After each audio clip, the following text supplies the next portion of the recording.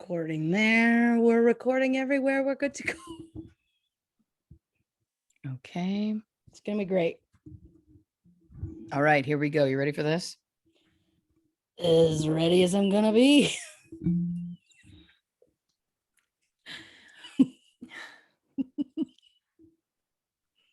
What's up, everybody? Welcome to another episode of True Crime and Cocktails, Famous Fatalities Edition. As always, I am your host, Lauren Ash. And as always, I am joined by my co-hostess with the mostest, Christy Oxborough. How you feeling? Well, the fact that I am recording this just mere feet away from you means that I'm doing great. I also wish that I could show everyone the setup we have to make this work. But we do what we have to for the people. This is something I want to stress. You know, we started this as amateur podcasters, amateur sleuths, people that don't have a lot of what I would describe as technical experience. And so, as Christy has alluded, she is here in my home in California, which is a damn delight. And we have spent no fewer than the past 3 hours trying to record in the same room. And we figured it out. Long story short, we won't bore you with the details, but we do have a series of very short Zoom video tests, which I think we are going to have to edit into some sort of blooper montage reel because it has been a clown turn. And what we've ended up on is just doing this the way we normally do, just Christy in another room in my own home, because we realized that this way we have backups. This way the internet seems to be working more than trying to overload one laptop. Lots of things, again, very boring. We don't have to get into, but it's truly made us lose our minds. Like the level of mania that we normally bring to this show has been surpassed. Yeah, I mean, just like for those watching, I hold the microphone now like Oprah. Just when I say now, I just mean the next couple episodes. You say this now, but I have a feeling there's going to be maybe like a glitter microphone that I'm going to end up seeing at some point. You know what I mean? Rhinestones. That's a little more like Elton John, Mariah Carey than I feel I can bring. But I'll get there. I'll get there. I mean, I just also like the fact that I just continually change what my background looks like. Yeah. Like I've been consistent, but you have changed it up significantly many times. That is very telling of our personalities. I'm just all over the place. And listen, you're like the port in the storm where I have to go to calm down. That's nice. I thought so. I also don't know that I'm kind of all over the place too. I was being kind. Yeah, you really were. I appreciate that. I shouldn't have called it out.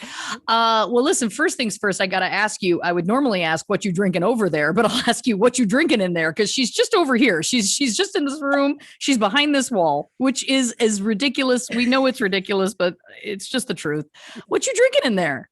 Well, you bust out some cherry 7-Up, which we do not have in Canada. Yeah. So I've paired that with just a nice lime and some vodka, and it's refreshing. It's what you need. Now, what I'm drinking, I think you're really going to like this, is the Lauren Ash version of a speedball. Because isn't a speedball typically heroin and cocaine together? I believe it is. I am too innocent to know the answer to that. I've never partaken in that, but you know, I've read about it. Anyway, but for me, my version of a speedball is a can of Cutwater tequila margarita and a Diet Coke. We got my heroin, we got my cocaine. You know what I'm saying? It is what it is. It should be noted that Christy did bring down some Palm Bays, and I did drink one. And the rest are gone. We were going to save them for this record, and guess what, folks? Didn't make it. But we wouldn't be us if we were saving booze. Like, we're not hoarders. You know what I mean? It was a nice day. It's in California. When I left to come here, it was snowing. And when I got here, there was a beautiful pool. So what I'm going to say is there's no way they were going to last. What There's I no love way. was no, there was no way. What I love was the other day, Christy was working. She was doing research for this episode of the podcast. And I asked her if she wanted to take a California break. And she's like, what's a California break? And I'm like, oh, well, we get in the pool, have a couple drinks.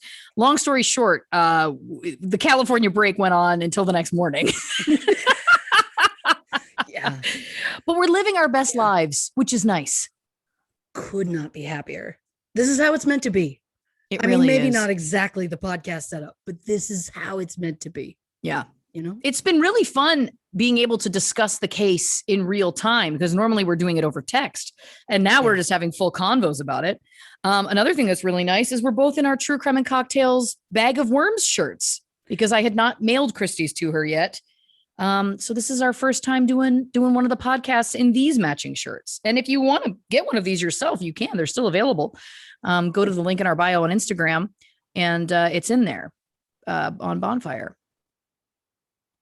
That was a very weighted plug, but it's true.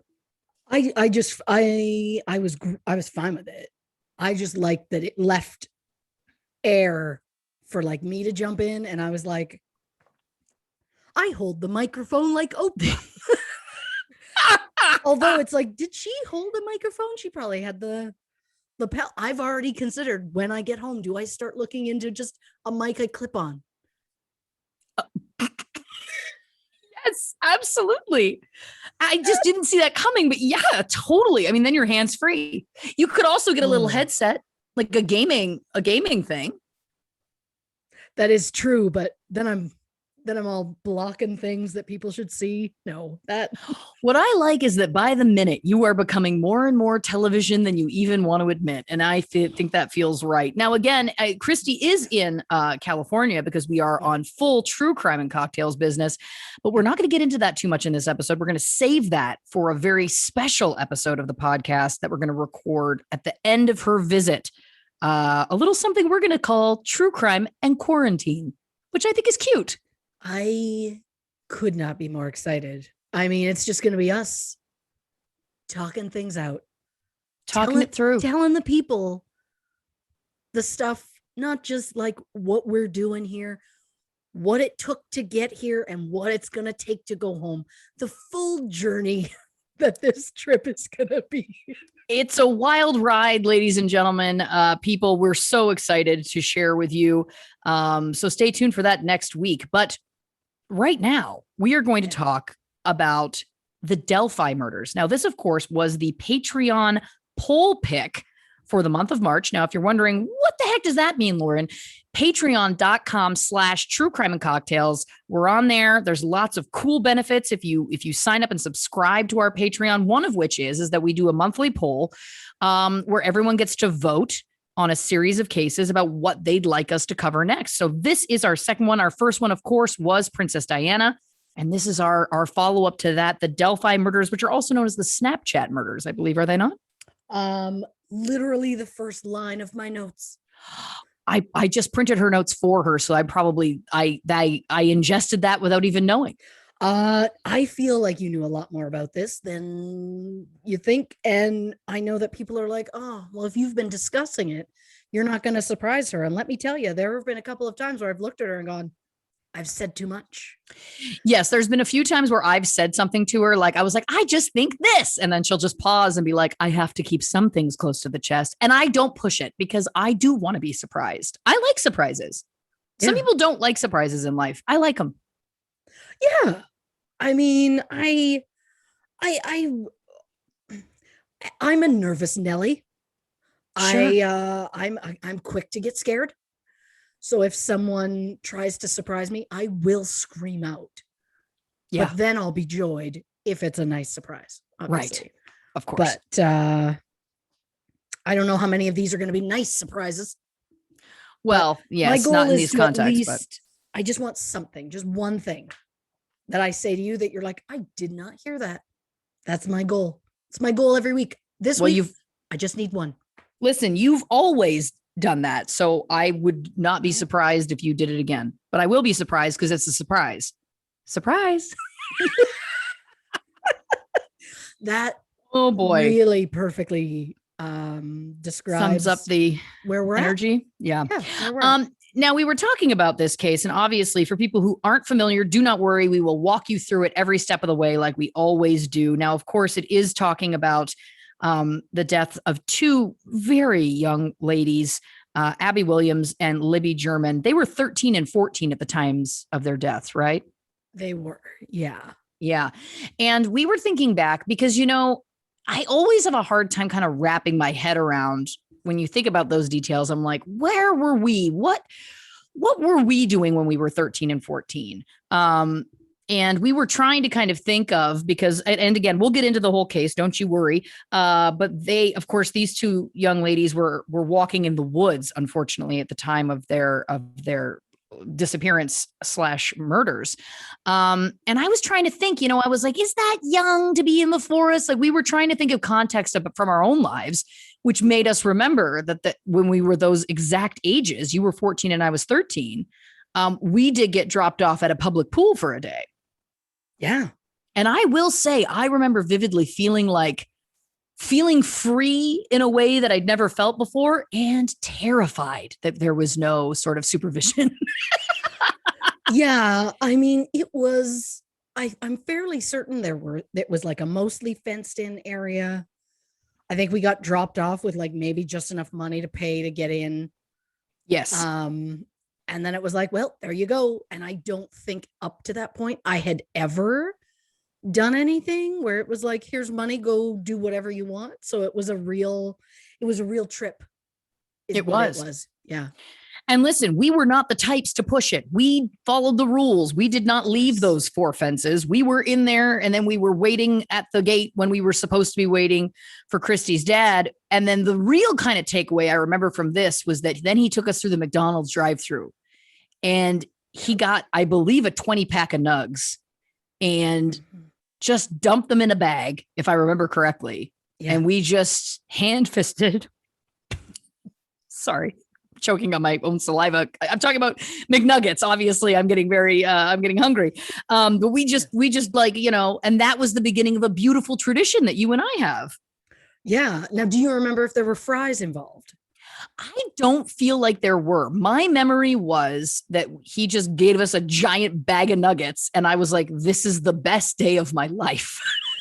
I think, and it kills me to say this about teenage years, back then, I think they didn't have the 20 packs yet. So I think he bought multiple of the smaller packs, because nugget sizes have changed throughout the years. I vividly remember it being a 20, but you could be right. Well, so I wonder if that's why he tossed them in the bag. So it's not like, here's 3 boxes, figure it out. He was just like, dump it in, you roll the bag down, and then you hand your little ponies their sack, and they just put on for them to bag. Feed. Yeah. The feed bag. But what's nice now is that we have kind of turned this into our own thing. Because to me, McDonald's never tastes better than when it's coming from a rolled down bag, rolled down by one and only Christy Oxborough. Like, that's for me, like, we're in a car and we've gone to a drive-through or whatever. Yeah. And she dumps some fries and dumps the nugs in the bag. And then she just rolls that bag down and we just drive along. And I usually put a sweet and sour kind of in that little hand part in the car. It fits there perfectly. And then you dip and go. For some reason, that's just how it tastes. That's like how it tastes the best to me. Probably because it takes you back. Yeah. It takes me back. Back. You nostalgic nug. I nostalgic nug. Nug-stalgic? Oh, it's a stretch. I liked that a lot, though. Oh, yeah. Nostalgia Mick Donald's. I'm pushing it. I like go back. Yep. But and it's interesting though that it does connect to that day, because I really did feel kind of like exhilarated on that day because we were left alone, like kind of terrified, but then ultimately like I felt very accomplished and independent that we had, successfully had this time out in the world by ourselves, which makes me sound like I was very sheltered, and not the case. But I do feel like my mother, she's listening to this right now, and I think it's safe to say that she would agree that she was a protective mother. I didn't put the word over before protective, but that can be implied if you'd like to. But I think I'm gonna be getting a message right about now where she's like, who left you alone at the pool? Where was I? I'm certain that that's gonna happen. Yeah. But regardless, it did tie to this food memory, which is the nugs in the bag, which, as you know, has become one of our signature sentimental moves. And I do think that is interesting, kind of context when we start to think about this case and going into it, because it's an interesting time in your life when you're a young lady and you're, 13, 14, and not to quote Britney Spears, but you're not a girl, you're not yet a woman. And I remember, but it does, jokes aside, it does stick out to me in my memory as being like, this was a big moment for me anyway. So much so that I, again, remember virtually every detail.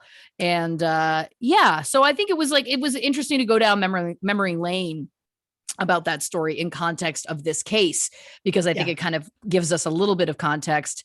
Now granted, I also will acknowledge that our experience when we were that age, which wasn't that long ago, it was, but a teen now would be a very different experience. But I thought it was an interesting thing to kind of reflect on when trying to get into the mindset of this case and of our dear victims here. Yeah. I mean, I remember going to the pool. I remember close my eyes. I can see what it looks like. I can see the layout, but I don't remember much from being there. So I assume it was also just a very maybe anticlimactic trip to the pool, because there just felt there was nothing. But I don't recall much independence going and just being dropped off before that. But I just feel like it was like my dad was probably told, take the girls to the pool. And he was just like, I'm not sitting at the damn pool. And so here's the money. The joke is he easily could have just gone, parked further in the parking lot, way back, roll the seat back, nap it out. He may have. That's also possible. We also, I don't think, lived that far from the pool. So he also could have just gone home. But maybe to this day, my mother thinks he went with us. More than possible. For context, too, it should be noted that Christy had older siblings too. So there was times where we were out, but with older kids. This was just the first time in my memory that I can remember us being dropped in a public place, just the two of us, Yeah. And you know what? I think we did great. I think we did too. I remember everything about it too. I could tell you how it smelled. I could tell you the layout of the pool. I can see it. I can see the chain link fence. I can see the whole thing. It was a moment in my development, which sounds bizarre, but it really, really was a huge moment for me. And I think, ultimately it's just an interesting time, and it's that interesting time where you're, experiencing independence and what that means and what that looks like. But then also, how does that feel? And it's again, it's a tragic case, and we get uncomfortable about child deaths at the best of times. And I think that this is me also I think I just really internalized it. I think that that's a time in my life that I remember so vividly. I mean, my memory in childhood is very good in general, but I'll say it. I think this one really upset me. This case really upset me. Yeah. Because I mean, I could go right now if I let myself into tears, but I think it's because I remember that day so vividly with the two of us. And it makes me, it upset me. It upset me very much. Just, and look, and I think this is a good one to talk about, which we will get into, because there is so much that's unknown and it's unsolved for 4 years at this point. And we'll get into everything that means and how frustrating it is. But so I think it's an important one to talk about, but it's also this one really chills me. It really upset me. And I think it's because I saw the two of us in these two girls. I think that's the bottom line. That feels right. Not to mention, it kind of feels almost like a preventable situation. Yeah. So that could be part of it. But I mean, the fact that the one was a redhead definitely doesn't help when you think of us in our youth. Then it's like, I was never that thin, but that's not. Well, no, that's not true. That's not true. You're right. That was about the beginning of the end for me. No. As far as thin. Yeah, I don't know. Just the images of these two girls, it's really haunted me. And not to say that I mean, so many of the cases haunt me, dear listeners. Don't worry, I'm haunted all the time by everything we talk about. But I don't know. This one, I think it really. Yeah, I think I just look at them and I see us, and it like really cuts me. Like it's just very upsetting. Yeah. Well, I mean, again, I think it's partially because we don't really know what went down. Yeah. We know that there was a suspect, and we know approximately what he looks like. We know what he sounds like. And then that's about it. And it's that whole, like, they live in a small town. Who knows? Like, visiting my other set of grandparents, they lived in a very, very small town, and out on a farm, and we could go walk for ages. And it's like, oh, well, they're out there somewhere. There was no concern of it. And I'm sure that was very similar to what the parents felt in this one. Whereas it was like, this is a thing they do. It's fine. Everybody's safe. And it's just the one time that it wasn't a safe thing. And then we don't know what went down. And that's part of it, is because the police will not release everything that we would like them to. They'll barely release anything, for the record. Yeah. But listen, we're already dancing around it, so let's just get into it. Of course, we are talking about the Delphi murders. To give you some background, again, don't worry if you're unfamiliar. We're going to get into all of it. In February 2017, teenagers Abby Williams and Libby German were walking the High Bridge Trail near Delphi, Indiana, when they vanished. 22 hours later, their bodies were found less than 1 mile from their last known location. Police found a recording on Libby's cell phone of the possible murderer. Yet, despite having both audio and video of a suspect, the case remains unsolved. So, who did Abby and Libby run into on the trail? Was it a drifter who saw a crime of opportunity? A Delphi resident who had been following them? Or maybe a familiar face that one of the families is trying to hide? Ooh, well done. Thank you. Always gotta tease it out. Absolutely.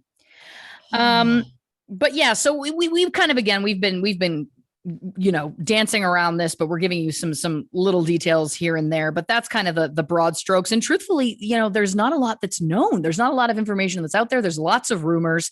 But Christy, I trust wholeheartedly with any true crime case. And so I look forward to getting into it, seeing what you found, since there is very little that has been released. I trust that you've got some goods. So let's get into it right away. Let's talk about Abby and Libby. What do you got for me? All right. Well, we're just we're gonna get in. I was very worried because, as you said, there is not a lot out there. So I was very concerned. It takes a lot of extra deep digging, and then you're worried I'm not bringing enough new stuff that people expect from me. So I raised myself up. I have a bar that I'm expecting to get to. And if I don't hit it, I'm sick about it. So we're going to hope for the best. You're going to do great. Bless you. So Abigail Williams, better known as Abby, was born June 23rd, 2003. Abby was active at school, playing saxophone in the school band and playing on the volleyball team. She was an avid reader who loved animals, art, and photography. She enjoyed camping, swimming, and being outdoors. Liberty German, also known as Libby, was born December 27th, 2002.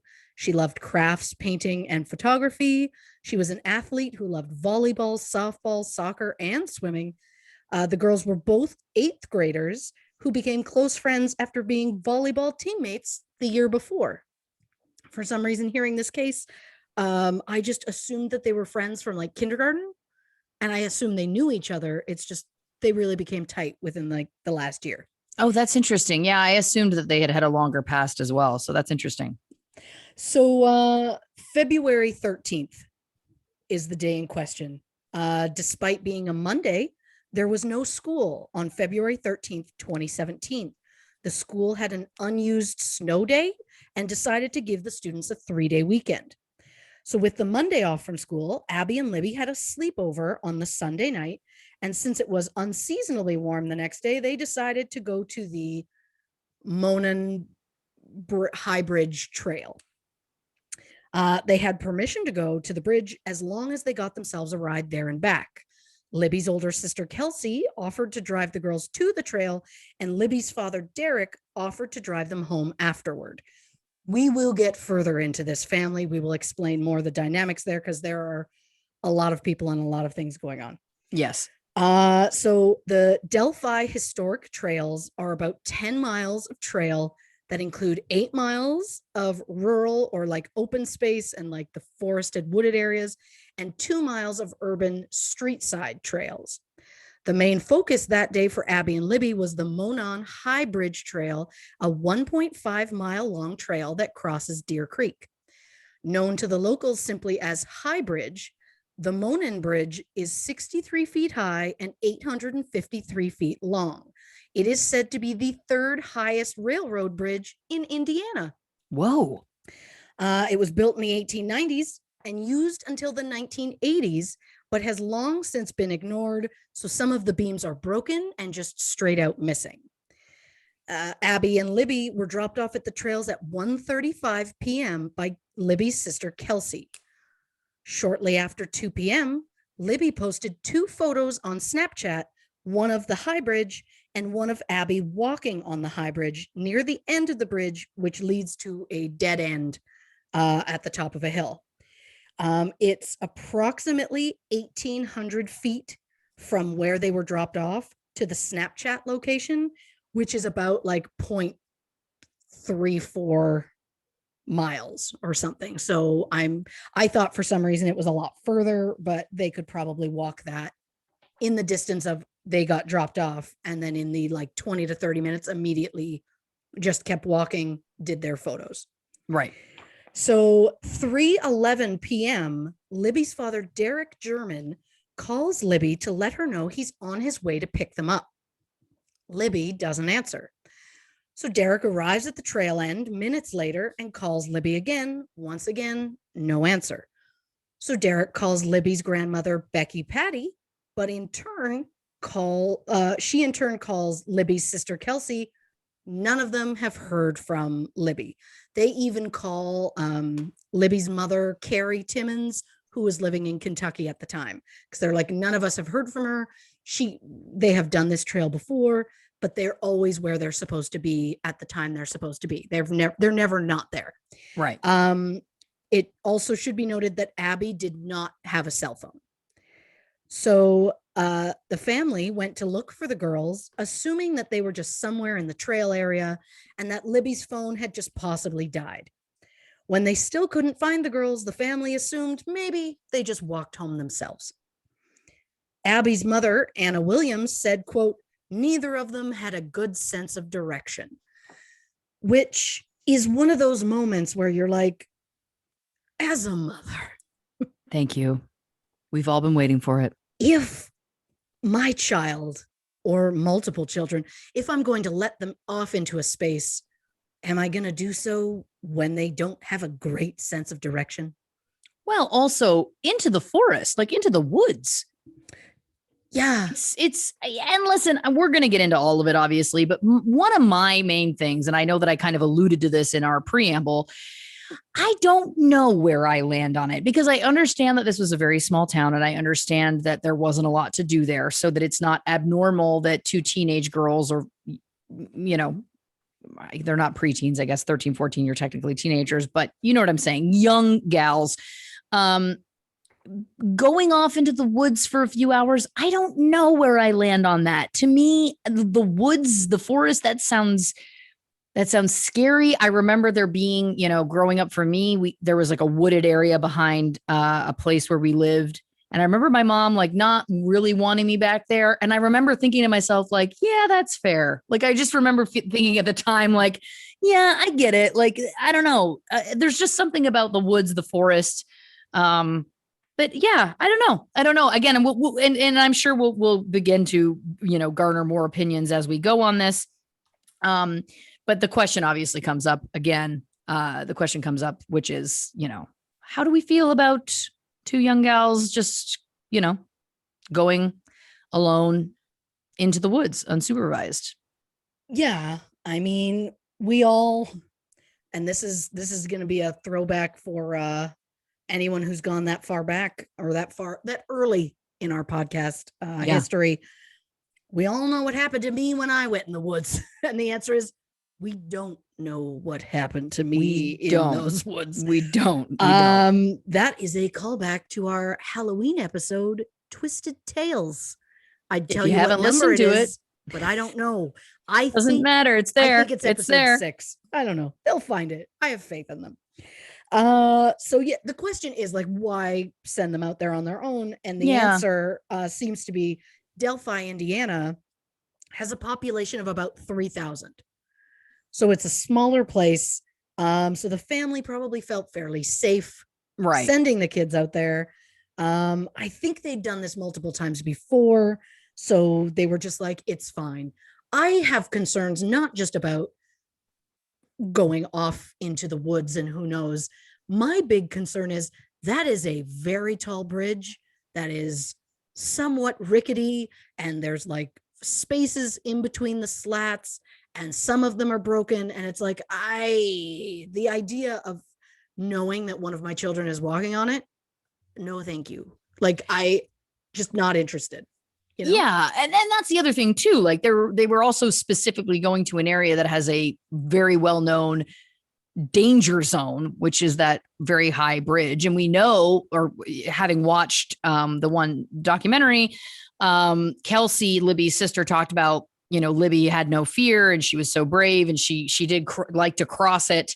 And that, Kelsey, I believe, had said that she crossed it with her because Libby wanted to do it. But it's very, very high. And yes, very, very rickety, falling apart. It is not considered safe, which is also another bigger question, which is, why don't you is anybody going to do anything about that? But I understand that, infrastructure, small towns, all those things. But they are. And I want to make it clear, I'm not victim shaming either of the gals about going out into the woods at all. Right. I'm just saying, do we think that this is, something that parental figures should have been encouraging? That's my question. Yeah, I will say, in my research within the last couple of evenings, they got a state grant for quite a chunk of money, and they are looking into repairing that bridge. Oh, well, that's great. That feels like it should be done. Yeah. Well, especially if kids are just drawn to it anyway. Yeah. I just know, like, I have such a big fear of heights. So I know I personally couldn't do it, but also the fact that not only is it rickety, not only do you have to make sure, like, watch your stepping, so you're always looking down, which is the thing you don't really want to do when you're in an insane height, but it's also like an almost 900-foot long bridge. So once you get going, well, good luck, Buttercup. Keep going. You can't just easily turn around and go back the other way because you're freaking out, which is how I would handle the situation. I wouldn't even make it. I'd get to the edge and just go, I'm good. And that's it. And heights don't bother me, but I think that one I'd be like, I'm going to pass. I mean, it's when you see the images of it and stuff like that, it's extreme. That's not for the faint of heart. So yeah, interesting. But it's good to know that the state is going to hopefully get it fixed up so that if nothing else, hopefully it's just safer. Yeah. Yes. Okay. So moving on. So the girls, no one's heard a thing. Family is out looking around for them. So the sun, because of keep in mind, again, it's February, so it's still technically winter. It was just a very nice day at this point, which is why they were just in like little hoodies because it was a beautiful day. The sun set around 5 p.m., which worried the families. So they notified police at 5:30 so that a larger search could begin. Abby's mother, Anna Williams, said that Libby was afraid of the dark. So once it started to get dark outside and the girls still hadn't shown up, she said, quote, "That was the moment I knew something was wrong." I'm not, saying anything to her about that. I feel like if my kids were supposed to be somewhere at 3 and it's 4 and they're not there, even if it's 3:30 and they're not there, I'm like, oh, that's not good. Something's wrong.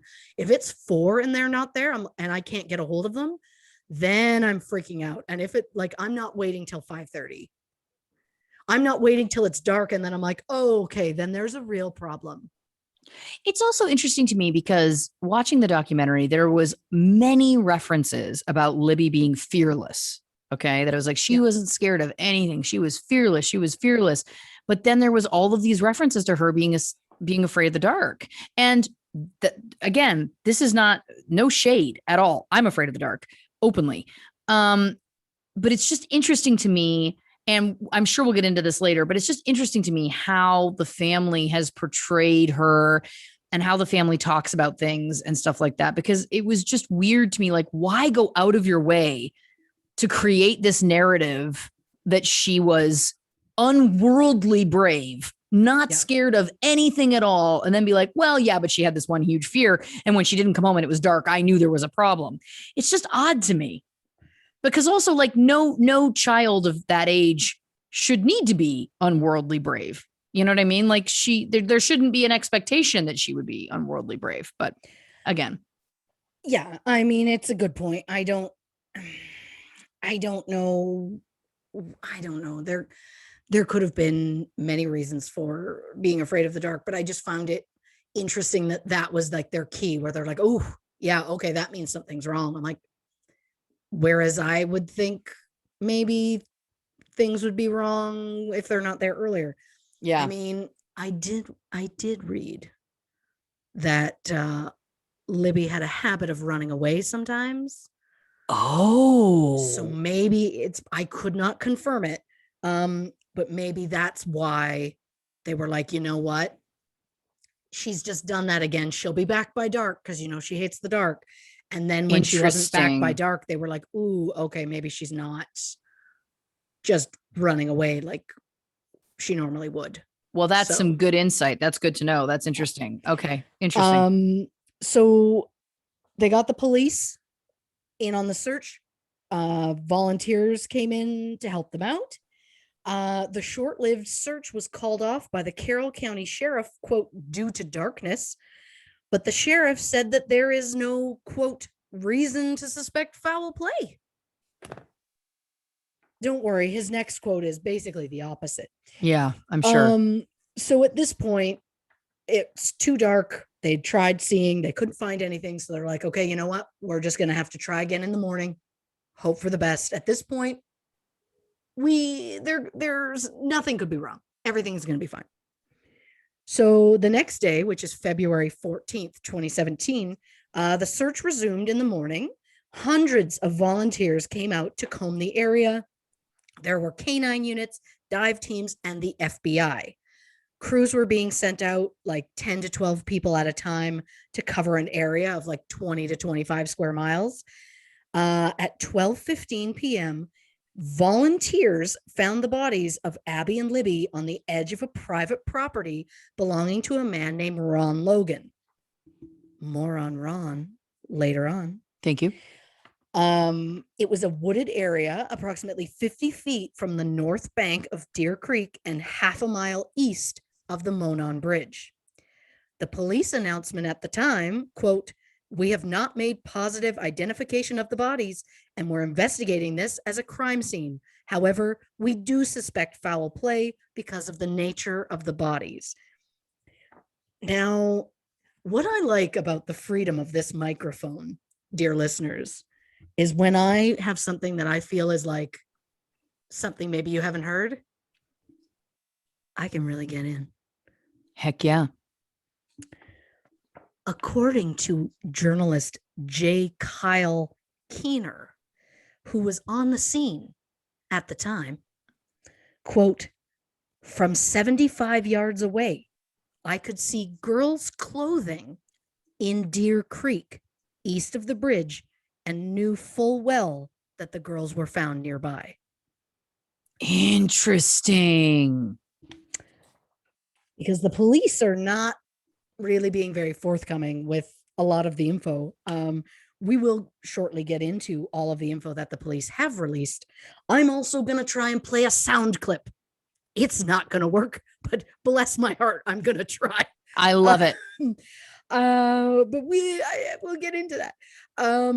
So again, that was the first time I had heard somebody on the ground was like, you know what? You could see clothing in the creek, which I felt was interesting.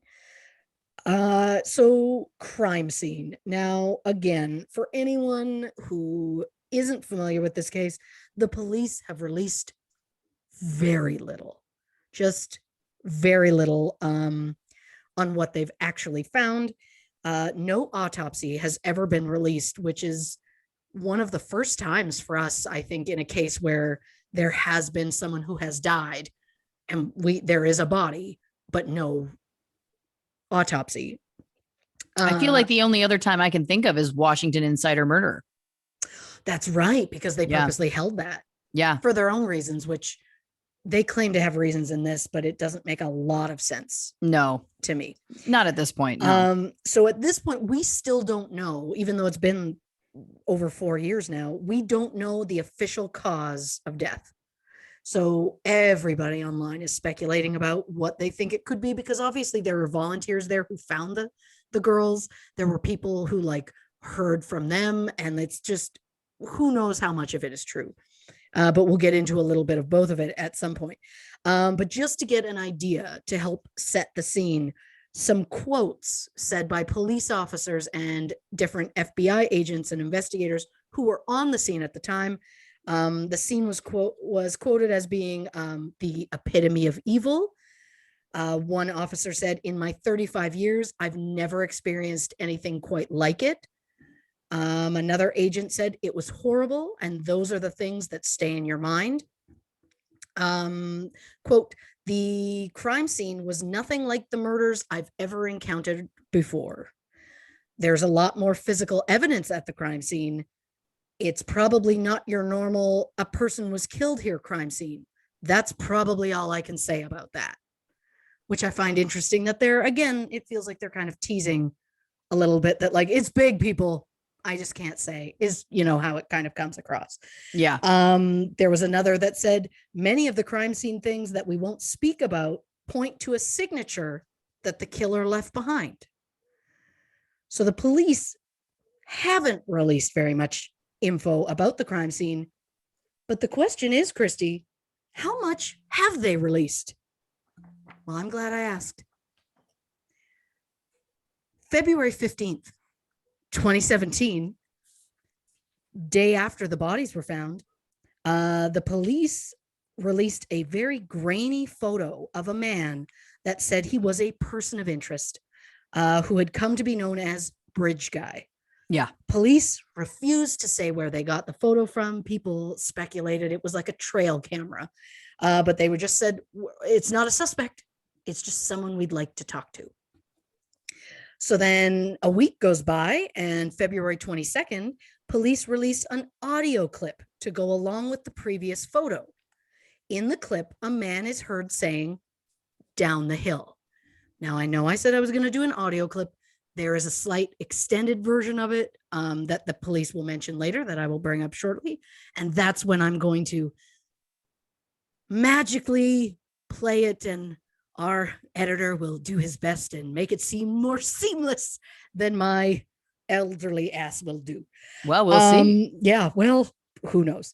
So they've released this clip. The man says, "Down the hill." Now, a lot of people, when they talk about this clip, they're like, "Oh, he's demanding them. He's ordering them down the hill. He's like angry about it." But to me, he sounds like really just calm and normal. Like, to me, everyone is like, "Oh, he's going down the hill." But when I hear it, I hear, "Oh, down the hill." Like, I hear it as a very toned, like a more relaxed than what I feel. I agree. Everybody is. I agree with you.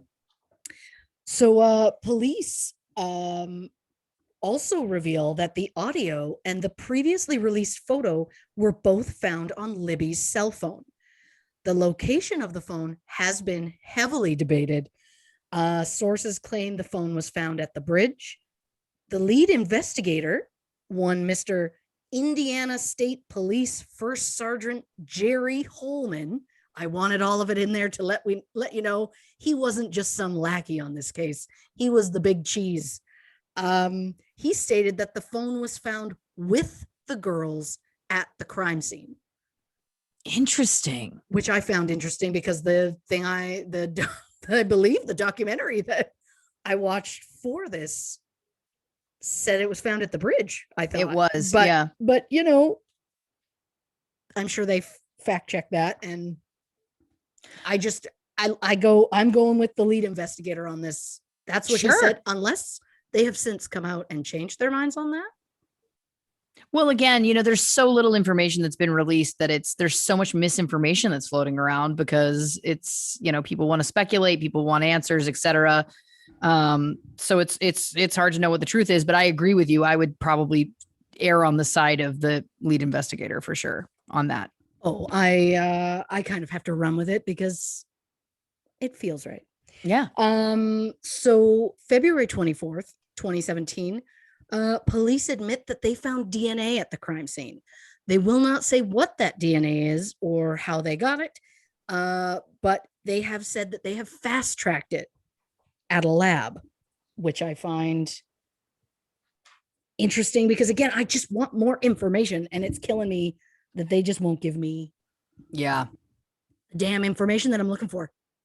I know. And, obviously this is taking place, as you've mentioned before, in a town of 3,000. It's a small community. And we'll get into more of this, I'm sure, later. But the police, if you've watched the documentary as well, they kind of like taunt that it's like they believe that she has pulled the microphone out of its casing. This is amazing. She's gone full Oprah. I could not be happier.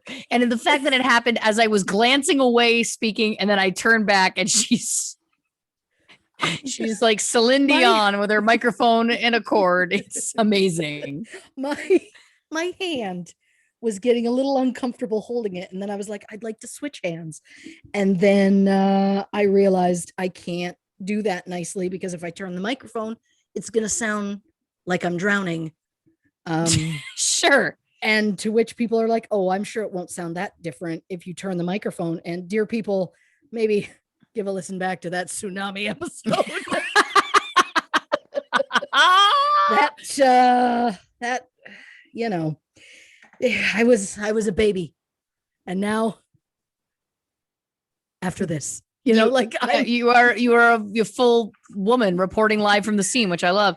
But yes, to your point, it's the police seem to be kind of taunting that they believe that the killer is someone in the community. Again, I'm sure we'll get into more of the suspects that you found later, but it's odd to me that they've come forward saying they have this DNA, because if you have DNA, then you get your case. And I was talking about, I remember when I was living in Toronto when I was in my early 20s, and there was a terrible, terrible case. The names are eluding me at this very moment. I apologize, but it was the death of a young child. It was awful. And now I understand that this was a different time, a different place, but the police went door to door in the neighborhood where this young child went missing, and they said, this is what's happened. There's been a crime. Would you like to offer your DNA? Would you like to help the case? Would you like to offer your DNA? And guess what?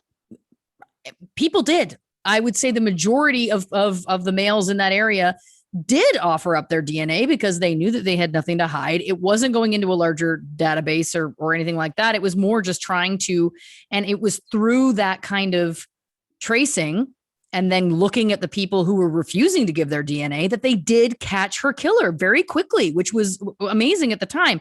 Now, again, I'm sure that there's many debates about, whether or not what have you. But my whole point is that I'm not saying that you even have to demand it from people. I'm saying if you have a town that's that small, why not get that going?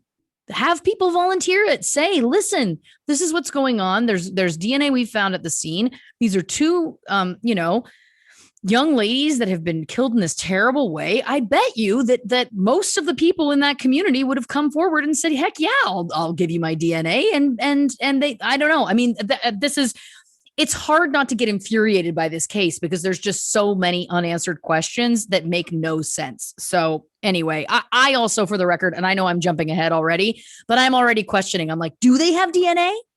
Are they just saying that? Because if they did, how after 4 years has there been nothing? It's just, again, like this one, this is the one that's going to haunt me. This is the one that's going to keep me up at night for whatever reason, but it just is. Anyway. No, because you've mentally associated the girls with us from our youth. Yeah. So, yeah. But I mean, hey, maybe the police will give this a listen. Look into the suspects that I talk about that I don't think they've looked into yet. Some they have, some I don't think they have. Well, I like the sounds of that. And so the point is, if they want an assist, I won't even ask for credit. We don't want the credit. We just want the crime solved. We for the love. We want them solved. We want the justice so badly to get on here and just go update. Yes. You and me both, baby. That's all we want. Anyway, okay. So they've come forward. They've said they have DNA, but they won't say what it is. And to this day, 4 years later, there has not been any arrests made on the DNA. So right. So March 17th, 2017, police, this is about a little over a month after the discovery of the bodies, police obtain a search warrant for the house and vehicle belonging to Ron Logan. Ron Logan, you may recall, is the gentleman who owns the property where the girls were found. Now, after they searched his property for 2 days after they found the body, but they had to wait to get a search warrant to be able to search his vehicle and his home. Ron Logan had just been released from jail for violating probation after being arrested for a DUI 3 years before. Police have announced that Ron Logan is not a suspect. I also don't think so either. Forgive me, Mr. Logan, but he's more about booze. So I don't think it's his thing. Did they DNA test him? I want to believe when they say he is not a suspect, I want to believe that they looked into DNA. That would be my personal hope. Good God. So July 17th, 2017, 4 months after all of this has gone down, police officially release a sketch of the suspect in the murders of Abby and Libby. Yes. We will post it on True Crime and Cocktails on Instagram, on Facebook, and I'm sure it'll be there in our virtual case file at truecrimeandcocktails.com. Thank you. It is so much more natural to say that when you're holding a microphone. Let me tell you that, folks. You're coming alive in a way that I've never seen, and I'm very supportive of. Just know that. There's no doubt in my mind that you would be supportive. I may have heavy-handed that vodka. That may have been more of a glug glug instead of just a scotch, like a splash that I was going for. This isn't a peck of vodka. This is like a full tongue kiss. I get you. Yes. That is probably how Blanche would put it. Yeah. So that feels right. Oh boy, we're going to get to this section quicker than I expected. So that's okay. April 22nd, 2019. Now keep in mind, July of 2017, the police released their first sketch.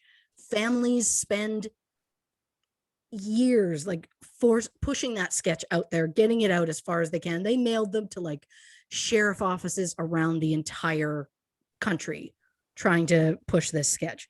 So April 22nd, 2019, we're about 18 months later, police hold a press conference to say that they are taking a, quote, new direction with the case. Police release a second sketch, which looks considerably younger than the first sketch. I mean, the first one, he's got a hat on, he's got facial hair. He looks like a 40-some-year-old man. The second sketch, he's young, he's clean shaven. He looks about 18, 19 years old. Right. So I find it insane that they're that different. So the families at this point are super pissed because they've spent the last year and a half shoving this sketch out there only to have police be like, ooh, I think we changed our minds. Some of this was based on the fact that there were witnesses in the park in and around the same time, or at the trail, I should say, who saw a man dressed similar to the photo, and that's the face they remember. So these are the sketches. This is how they're getting these sketches. And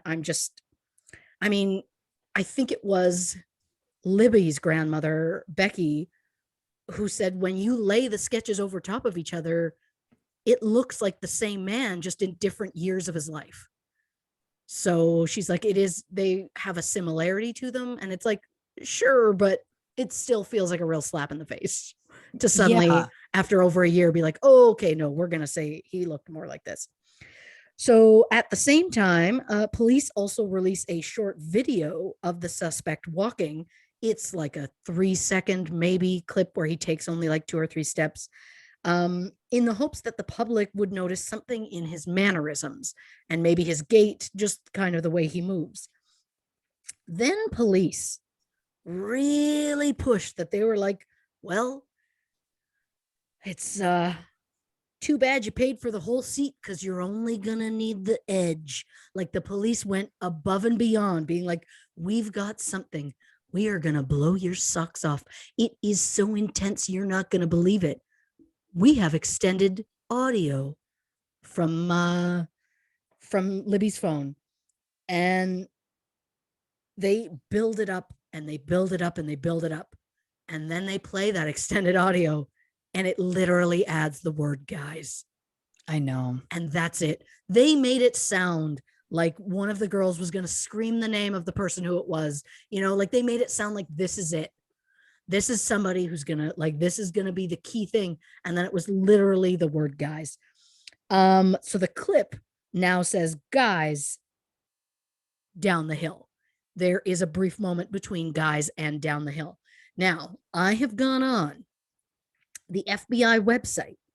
Oh, no. Of course you have. When I click onto it, first thing that opens up, Funko Pops on Target. That checks out. That does check out. Now, I'm going to do my best to play this for the dear people. And hopefully, if I don't suck too badly at this, then hopefully it's going to work out. But, oh, heaven help me here. It plays a couple of times, but we're just going to see what happens.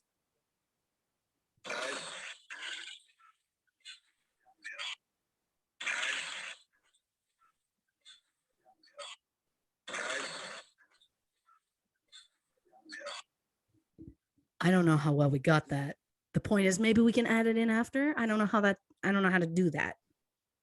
Yeah, we'll figure it out. I think also it wasn't great, but you know what? I think that the good thing that can be taken from that is that you can hear that of whatever video Libby apparently took on her cell phone at the time, all that they had released prior to 2019 was down the hill. And then the additional was guys.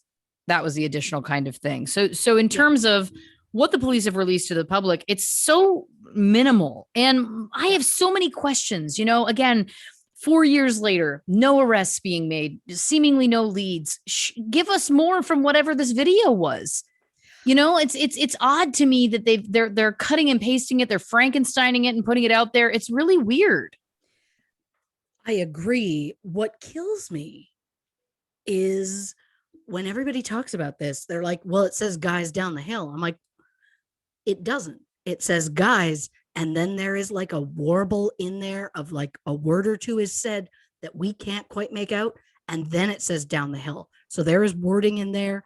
It also, like, from the sounds of it, it was probably like a little breezy and they're like up on top of this like super high train bridge. So like, you're not going to get the clearest audio regardless.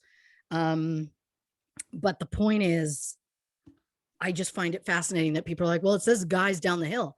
It doesn't. There are words that they're purposely keeping out that I want to know why. I know that they are keeping stuff out because they have said the more information you put out there, the more you get all the crackpots that come out of nowhere that are like, you know what? I did it. And then you get all these false confessions and then find out, oh, they were just doing it because this is what crazy people do. I don't know. But then to that I say, but if they have DNA, then bring the false confessions because they just need to DNA swab any of them. And then they'll have, again, I am skeptical that they have this DNA that they claim to. It just seems so odd to me. And I understand, I get early on, you don't want to release a lot of details at the beginning for a multitude of reasons. But, and I said this to Christy earlier when we were talking about this, we've covered a lot of cases at this point. in true crime and cocktails history. And we've never seen a case have the police be more tight-lipped than this one.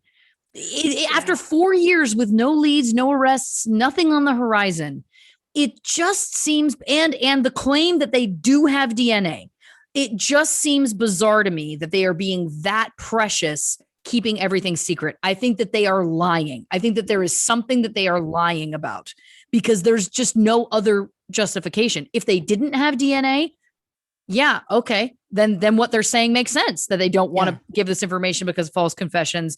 They want to make sure that they have details that only the killer would know, etc. I get that. But if they do have DNA that they claim to, it just blows that out of the water. So I don't know. To me, it's just screaming that there is something that they are either lying about or that they know and they're being, coy about because I don't know whether they're closer to something than you would think. But again, I just don't understand. DNA is like, it's whether it's, look, I don't want to jump ahead because I know you have lots of suspects we're going to talk about, but is it that it's the DNA of a family member? And then the argument would be, well, there could be DNA from a family member on one of them if it was a hair because it's a family member. Is it one of those kinds of situations where that's the reason why they have to be very tight-lipped? Because that would make sense to me. But again, to me, it's just a huge clue is my point in terms of pointing the finger at who did this, that the police are still holding on to all this information. Because again, traditionally, if you're a true crime fan in general, you would probably know that this is not normal. It's not normal after 4 years for them to be hanging on to this much information as a secret. Yeah. Like even especially like how they died is an unusual thing. There is something later on I will get into again about how they potentially died, but it's so crazy that they're like, nope, we won't even mention that. I know. And then I'm going rogue. Okay. We talked about this briefly earlier. Yeah. The one thing that bumped me, and I know it's like, really, Lauren, that's where you're going. The one thing that bumped me, because they showed the first sketch that came out in 2017, and they were putting these sketches out absolutely everywhere. Yeah. Prior to that, they had been making these missing signs about the two girls. And one of the details that they put on the missing signs about Libby, so they said that both Libby and Abby were 5'4", but they listed their weights. They listed Libby's weight at 200 pounds and Abby's weight at 100 pounds. Now I'm sure we'll post a picture of Abby and Libby. It bumped me because I was like, hold on a second. I was like, that little girl does not weigh 200 pounds. And I want to preface this by saying 200 pounds is not a negative. That's not a dirty word to me. I'm not suggesting that there's anything negative about that, but it bumped me because I was like, it's just, she just isn't like, she's little. Like it would not, again, I don't want anyone to be offended by any of the way I'm talking about this. I just think it's an interesting thing and important to bring up because where did they get that information from the family? Right. So it's not like if girls go missing, they like call the doctor and they're like, what was the exact last weight that these girls came in at? No, the police go to the family and they say, give us these kind of identifying features. And whoever they spoke to in Libby's family said she's 5'4" and 200 pounds. And I'm telling you, she wasn't. She just wasn't. Look at a picture of her. Like, again, there's nothing wrong with, everybody is who they are. There's beauty in every size. This is not a judgment on either side, but it just, again, and I plant this seed because I know that we're going to talk about suspects coming up. And I obviously have some very strong opinions that I've been alluding to in the past 10 minutes, but it's just, I think it's important to note because I was like 5'4", 200 pounds. That's just not what her frame was. She was a little girl. Like she wasn't 100 pounds more than Abby. You can see pictures of them side by side. That's a good way of judging. And basically the suggestion that she was that size. I mean, to me, it bumped me. I was like, that's a clue in of itself. Why is her family saying that was her weight when it clearly wasn't? Who published that? Do you know what I mean? Like and again, those were posters that were going up absolutely everywhere. I don't know. And I'll get into, as we continue to talk about the suspects, because, you and I have talked about it a little bit, what my theories are about that and why I think it's relevant. But I just think it is important to note, it just was interesting to me, again, because this case is shrouded in so much mystery and there's so little that we know. There's so few details. I'm like, but the one detail that we know is that little girl did not weigh 100 pounds more than her friend that she was next to. Am I right or am I wrong? No, I think you're absolutely correct. I mean, we saw, especially there is a specific photo of them that we will post, and not to be a braggart, but I'm going to post that, and I'm going to post those missing posters because I've got it all, baby. Yeah, you do. Sorry, it's when you hold the microphone a certain way, everything's gone. Yep. There's a picture I showed you, I think it was last night, and seeing them side by side, you're like, oh, okay, they aren't nearly as different as people kept trying to make it seem. There's no way she's twice the size of the other one, it's such a weird thing, and you could be onto something about it being a possible clue.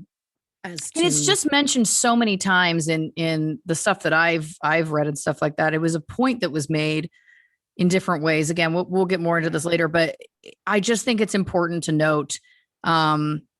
Also, as a quick aside, like, look, it's also like insane to me that this is like a constant theme in this case is like what the weight of this little girl is. Like, how disgusting that is even a part of the conversation that was being had in the ways that it was being had in terms of the details of this.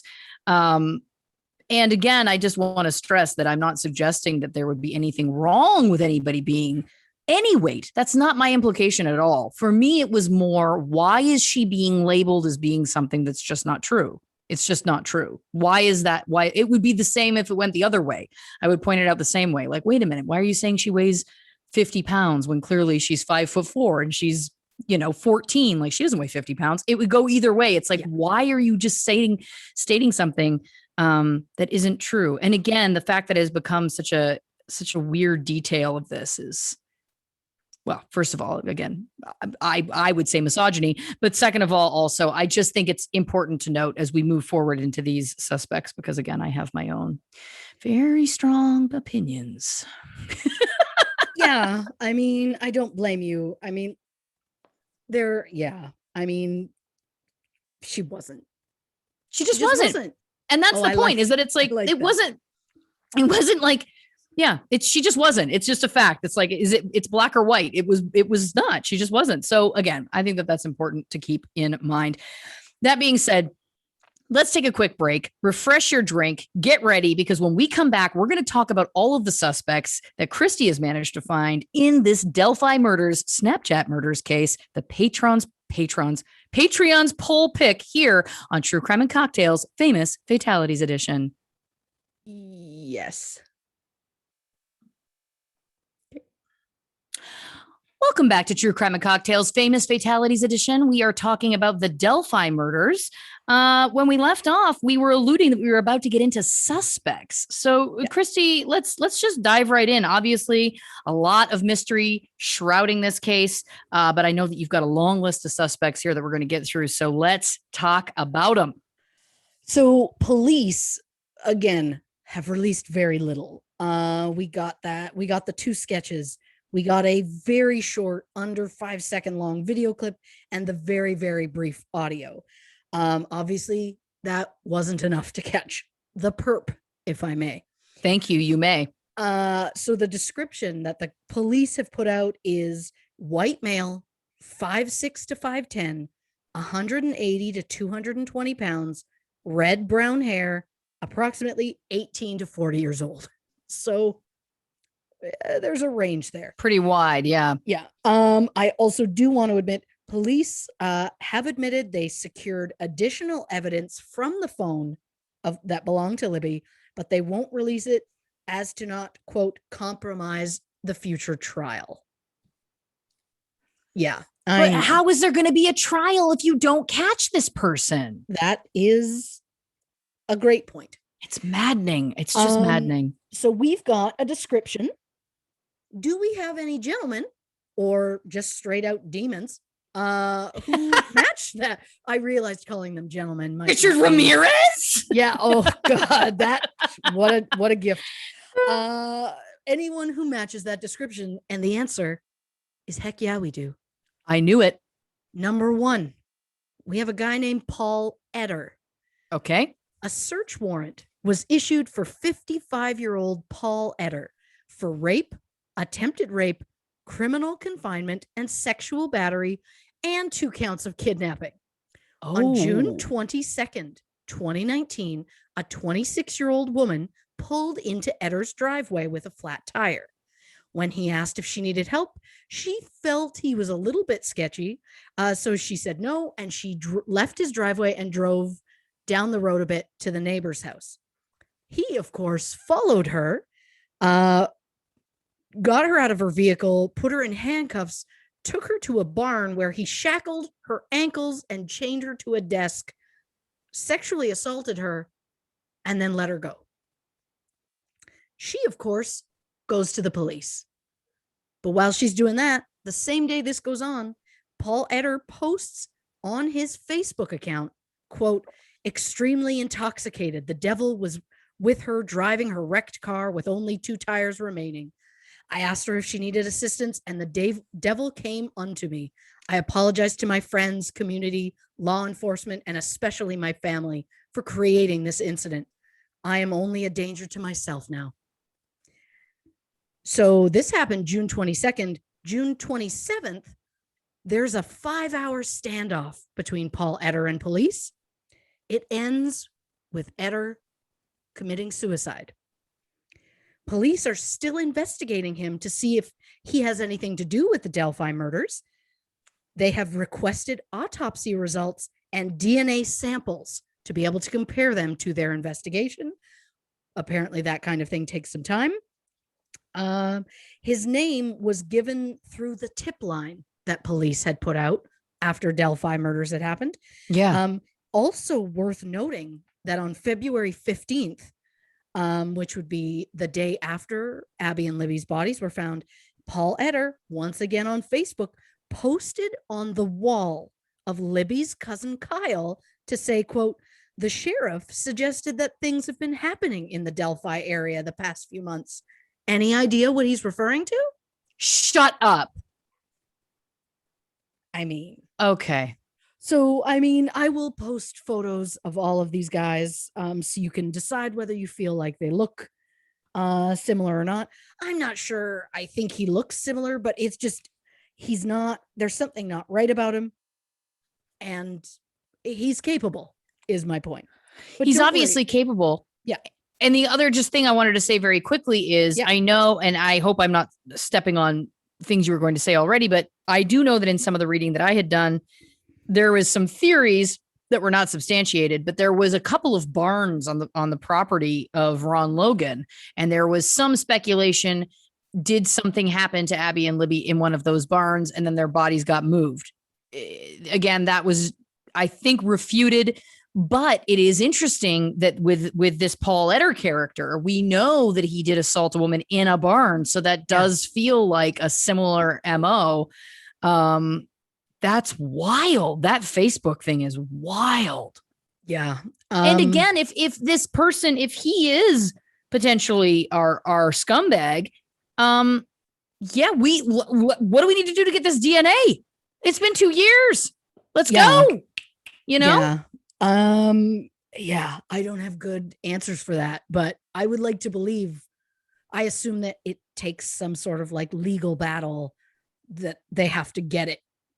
Maybe they have to go to like his next of kin or something to be able to get access to it. I'm not sure. Yeah. But the point is, he's a contender. Absolutely. If our dear listeners are like, oh, I'm not sold on him, don't worry. We got more options. Let's go. Number 2, Daniel J. Nations, 35 years old. He is a registered sex offender following an indecent exposure incident. Nations was brought to the police's attention due to his eerie similarity to the first sketch that was released. Okay. Nations was arrested in September 2017 in Colorado for threatening strangers on a trail with a hatchet. Okay. He was sentenced to 3 years probation. Okay. Yeah. Nations was questioned by police, during which they obtained a sample of his DNA. In February 2018, police said that Nations was no longer considered an active person of interest in the Delphi case. But he should be there, just in case. I would like them to have more options than not. I would also like, if he's been exonerated by DNA, then say his DNA has exonerated him. Why again? I am so skeptical about this DNA because, again, if DNA is present, again, and for any of you listeners, I hope at home you're cheering me on right now. We all know when we follow these cases, you know, again, we're not experts. We're learning this as we go, but we learn the different kind of ways that this is talked about and the ways that police act. And if he was exonerated by DNA, they would say, in my experience anyway, in my knowledge of true crime, they would say he is no longer considered a person of interest. His DNA has exonerated him. But the fact that they aren't saying that, to me, again, is sketchy. It makes me feel like they don't actually have the DNA. Agreed. And just like a little tidbit for you, please. I put these suspects not specifically in a certain numerical order, but I saved my favorites for the end. So so if these ones are like, okay, just wait. When we get to the last couple, you're going to be like, shut up. Which is I cannot wait. Which is my favorite thing in the world. Also, the fact that I every once in a while hear you from the other room. God, I miss you even when we're together. I know. You're so close and you're so far away. I know. So true. So suspect number 3, 53-year-old Thomas Bruce.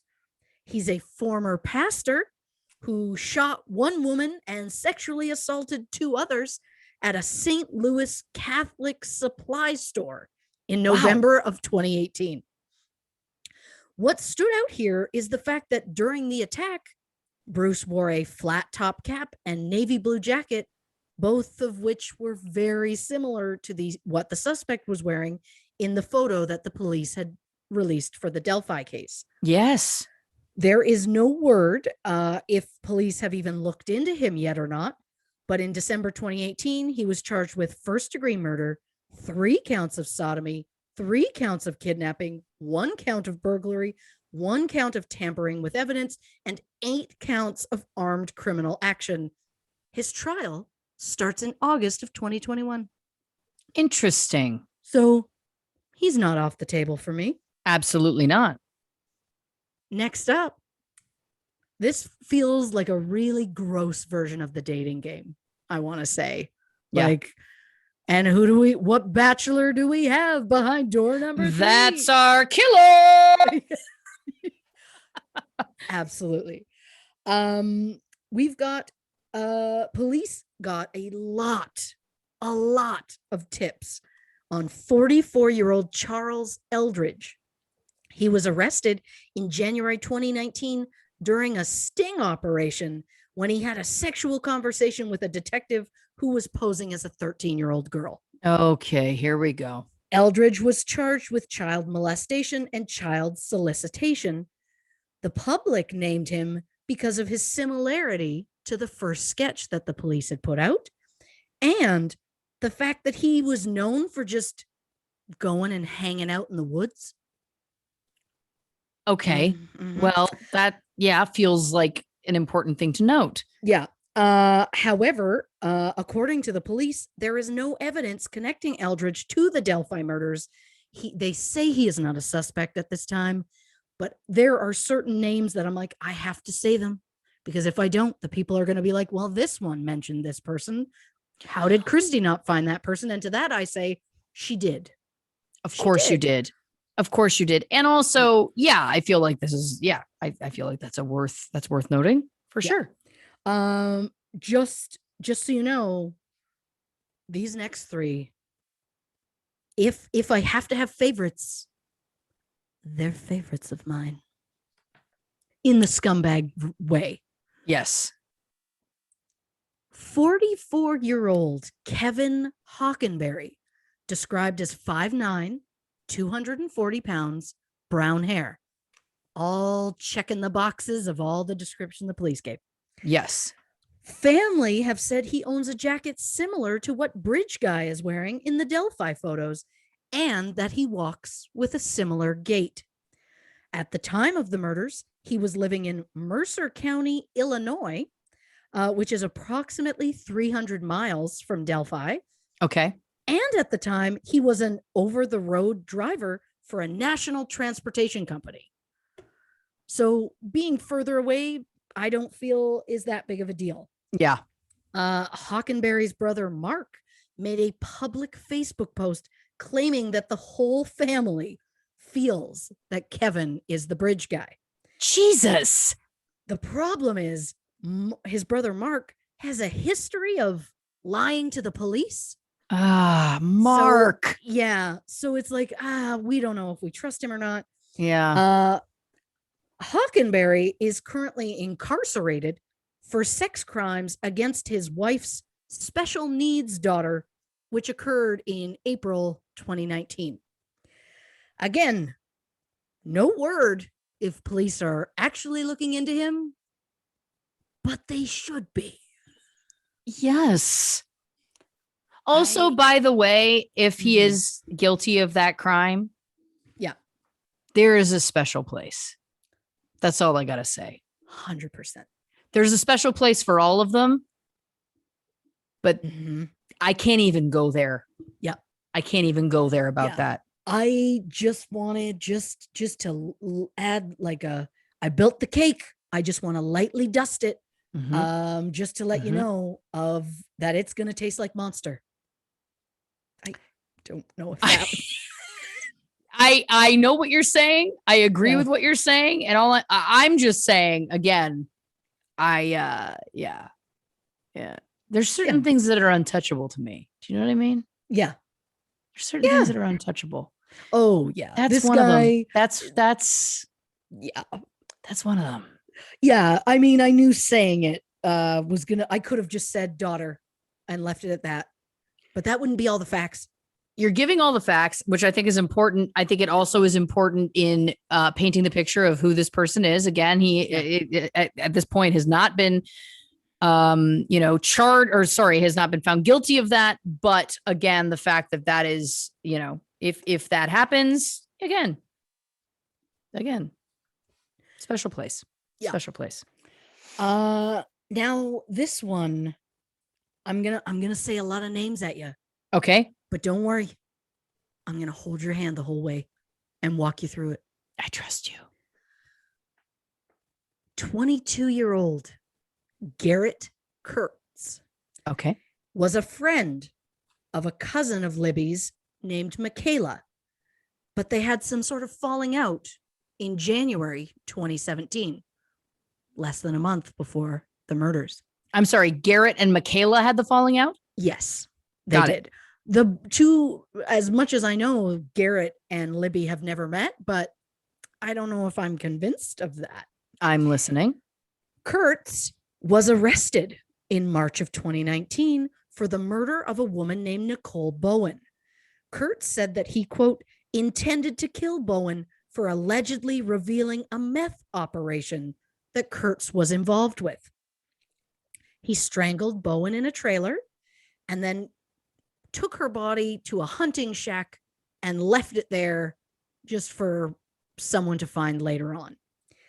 He has since been sentenced to 55 years for her murder. Oh my God. Okay. So what does this Kurtz fella have something to do with Delphi? Yeah. And I would like to point out that my notes said fellow, holding on to this mic, feeling the heat of that ring light. Fella came out. So that's where I'm at. Absolutely. So one thing, in his youth, Kurtz used to spend time with the horses at his dad's friend's property. That friend, oh, it's a name I may have mentioned before. Ron Logan. Shut up. The person whose property the bodies were found on. Yep. Also, whoa. In early 2017, while Kurtz didn't live in Delphi, he had access to an apartment there. The apartment belonged to his ex-girlfriend, Ashley Garth, who at the time was in prison for violating her parole. Ashley was arrested for using and manufacturing meth. The arrest led to her losing custody of her child and to the breakup of Ashley and Kurtz. Kurtz was livid about this breakup and blamed the person he felt was responsible for Ashley's arrest. Who was that person? Oh, I don't know. Derek German, Liberty's father? Shut the fuck up. Yeah. That's wild. This is the stuff that I told you I couldn't tell you until I threw a Sharpie. I threw it. Well, we're going to keep going in. Okay, that's huge though. That's a huge motive. Yeah. Wow. Derek German was arrested on drug charges and offered a reduced sentence for becoming a police informant, giving the police info on people who were manufacturing drugs in Delphi. One of the people that Derek tattled on, Ashley Garth. Is it possible that Kurtz attacked the girls to get revenge on him? Because I would like to point out once again, Ashley, not only did she get put on probation and then it was her own fault for violating that probation, but because of all of this, she lost custody of her child. Wow. So that's a thing. That's a very eye for an eye. You take my child, I take yours. But also it is the reason her and this Garrett Kurtz broke up, and Garrett is livid about it. So while the police have not revealed how the girls were murdered, I have read multiple sources. Again, I don't know how accurate they are, since the police haven't officially released anything. So we're just kind of speculating on quite a lot.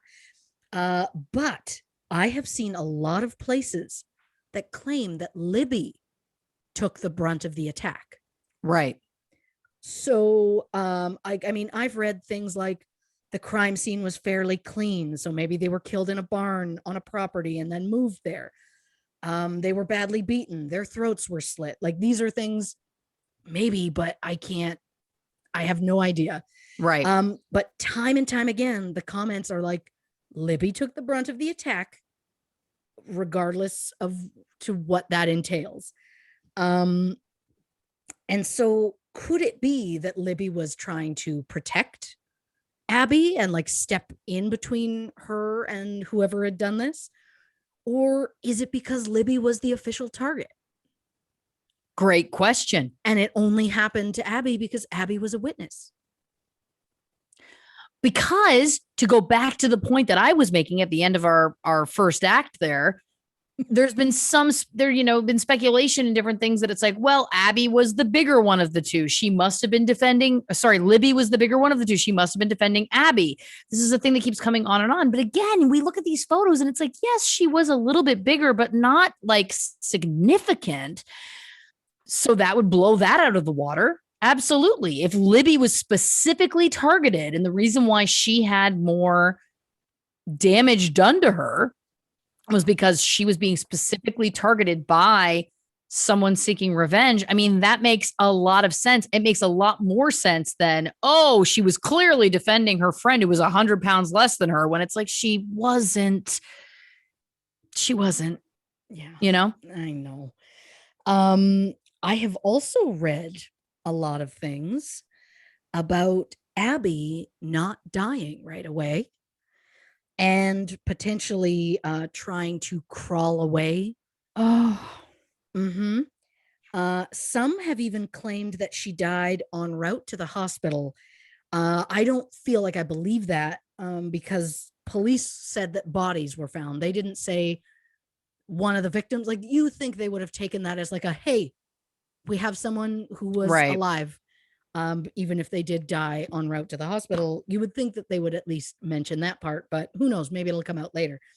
But the thing that catches me, and I'm like, you know what, maybe there is something to be said. Again, we don't know the position of the bodies. According to people who were there, they're like, it looked like she was trying to crawl away because she was in her positioning and how far she was apart. The thing that stands out to me is when you look at their obituaries, Libby's death is listed as February 13th, the day they went missing. Abby's death is listed as February 14th, the day they were found. Oh, wow. And police seem very convinced that all of this happened very quickly from like they saw this man, and like I've seen quotes on like police assumed it was all over by 3:30. I've seen that too. So that if they thought it was all done by then. If that's true, why would Abby's parents say, or why would Abby's mother, say it's been why would she put it the next day? Why be so specific? Why? Yeah, great point. Great question. Well, now I know that we liked those last two suspects for this case. I'm gonna take a turn, folks. Some people aren't gonna be happy with me. Great. But if I'm gonna do my job, this is where we're at. Can I pause you for 2 seconds so I can close this? Absolutely.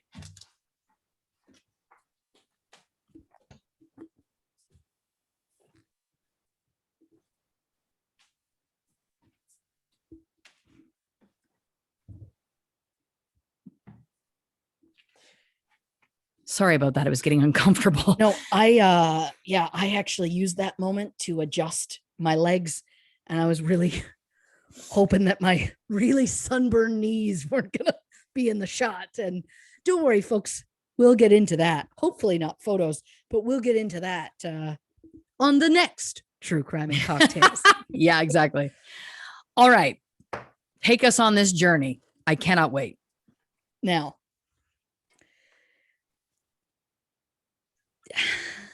there are some people in Liberty's family that are, for lack of better words, sketchy at best. I love this. I love where this is going. Oh boy. So Derek German, who is Liberty's dad, he had multiple run-ins with the police. He had like felony meth possession, driving infractions, misdemeanors for check fraud. In May 2008, Derek was charged with improper storage of anhydrous ammonia, which is the key ingredient in manufacturing meth. He claims he was just going to sell it, but isn't that exactly what a meth maker would say?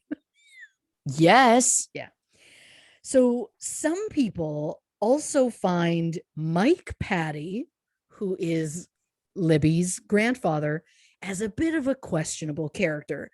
Mike and his wife, Becky Patty, raised Libby and her sister Kelsey from the time Libby was about 3 years old, as the parents weren't really able to, because again, Derek was in and out of prison. I don't know what the deal was with their mother, Carrie, but she has since remarried, I believe has 2 other daughters, and lives in Kentucky. So I don't know what the situation is there. It smelled to me, I mentioned this before, it smelled to me like some sort of addiction, as someone who's watched a lot of episodes of Intervention in my days. Yeah. It smelled to me, and I have nothing to base this on, but just the fact that she was living far away, quite often on that show, especially, you know, people will go to rehab, they'll go into sober living, and then they're kind of encouraged not to move back to their hometown or where they were coming from because there's all the typical kind of triggers there, temptations there, all of those kinds of things. They're often encouraged to move elsewhere. I don't know why, but now that I hear that Derek, the father, was involved in drugs, it makes me feel a little bit more like I just think it's plausible. Perhaps the mom could have gone through something with addiction. And maybe that is why she was living in a very, very different place from her two other daughters, which I mean, again, who knows? Complete speculation, but I just offer that as food for thought. I think it's great. You know that Thank I you. do. I realized at one point I said I was going to be more like explaining family members, and I guess I probably didn't. But Carrie, she was Carrie Hillenberg at the time. She married Derek German in June of 2000. They have since divorced, and she has remarried from best I can tell because she's Carrie Timmons now. But I don't know when they officially divorced. Right. But Derek, in and out of prison, he has gone back and has been living with his mother, who is Becky Patty, who married Mike Patty in like July of 92. So Mike Patty had his whole life kind of like he has a son who's like in his 30s, and then he met and married Becky Patty, and now they're grandparents and raising these grandchildren because they raised Kelsey and Libby, and then Derek, sorry, also lives there. So there's a lot of people going on. Yeah. Abby was raised by a single mother, her mother Amanda, and then she also has multiple sets of grandparents, but there was nothing about them that I was like, well, I don't like that. Right. So I'm gonna leave them be. I'm also fully aware that these people are grieving, but also there's just connections that I don't care for. Absolutely. So Mike Patty, who is Libby's grandfather, gave a press conference March 9th, 2017. He thanked everyone for the support and commented that Libby's cell phone, quote, pinged all over town, which we know isn't really true because it was in the woods with the girls the whole time. I don't think somebody took it and then drove around with it and then took it back. Right. But, you know, I just feel like maybe this was, instead of just like a say anything, it was like he wanted to feel like there's something he could offer to the public. Right. And so it was just, he was like, well, they're going to ping her cell phone. I know that much. So it just felt like it came out weird. I mean, people have also commented at that press conference that he has scratches on his arms. He was, at the time, from what I have read, at the time of Abby and Libby's disappearance, Mike Patty was at work in Lafayette, surrounded by coworkers and security cameras. I have not had someone outright be like, yes, I saw him at work. Right. But that's what I'm being told. Right. But as I had mentioned before, Mike has a 32-year-old son named Cody Patty. Cody is a certified creep. On February 13th, hours before the girls would go missing, Cody and his friend Michael Bevard had a conversation on Facebook. Please keep in mind, at this time, Cody Patty is 29 years old. Michael says, bro, she 14 though. Cody says, it's hard to find that baby is mine. I only nutted in her one time. God damn it.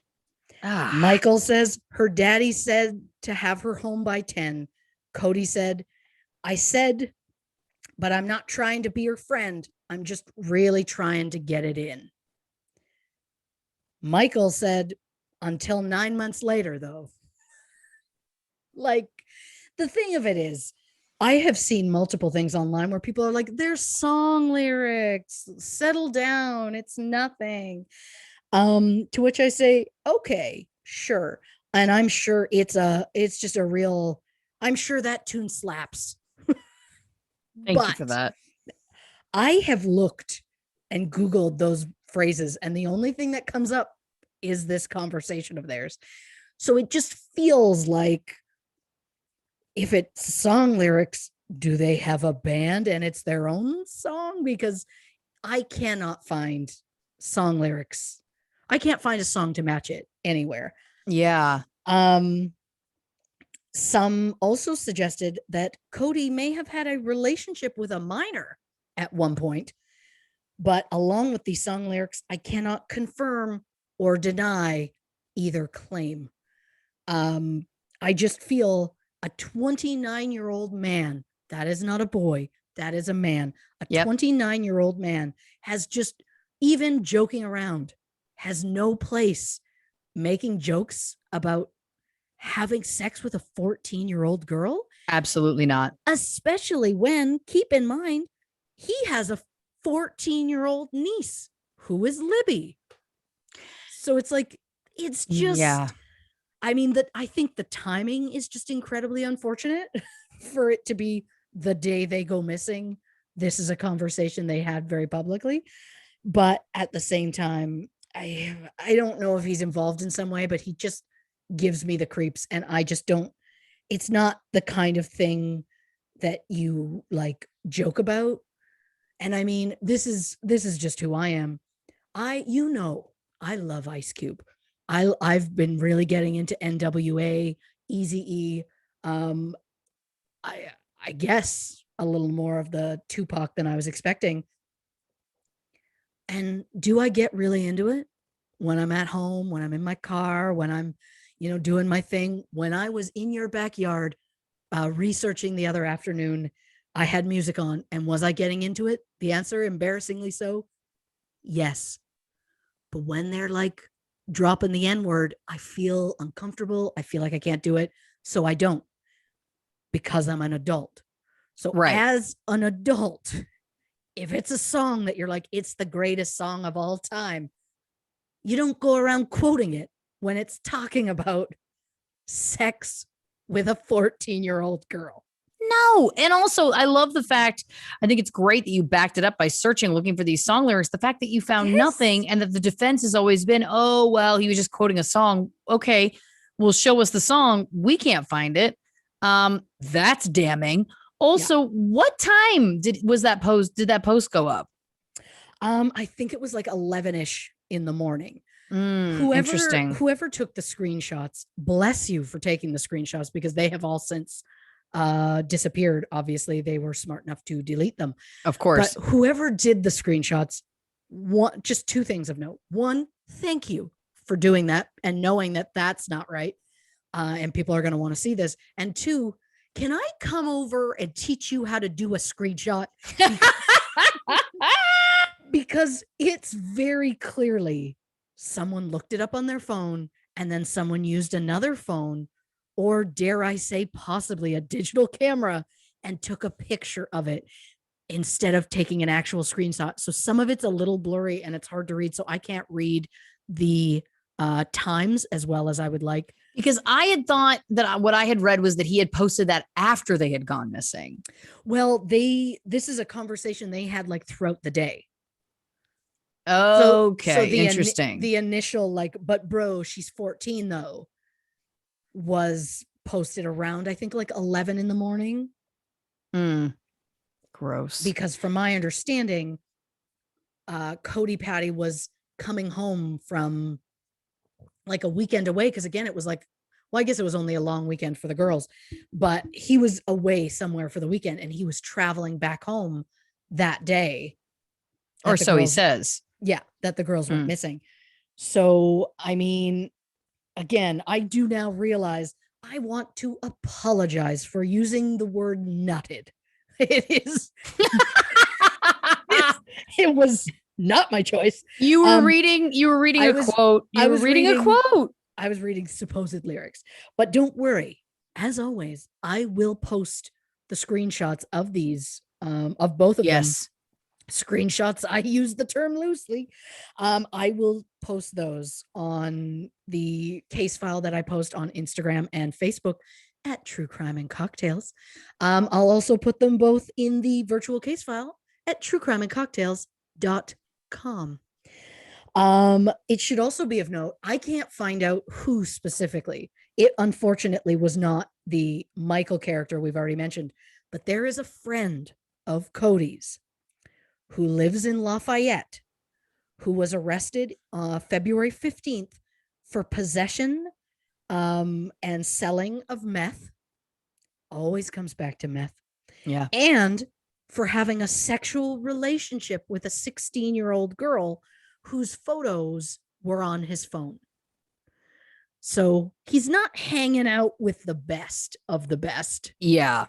You know, yeah. I just find it interesting that there is this like whole gross, like him making jokes about, you know, impregnating a 14-year-old girl.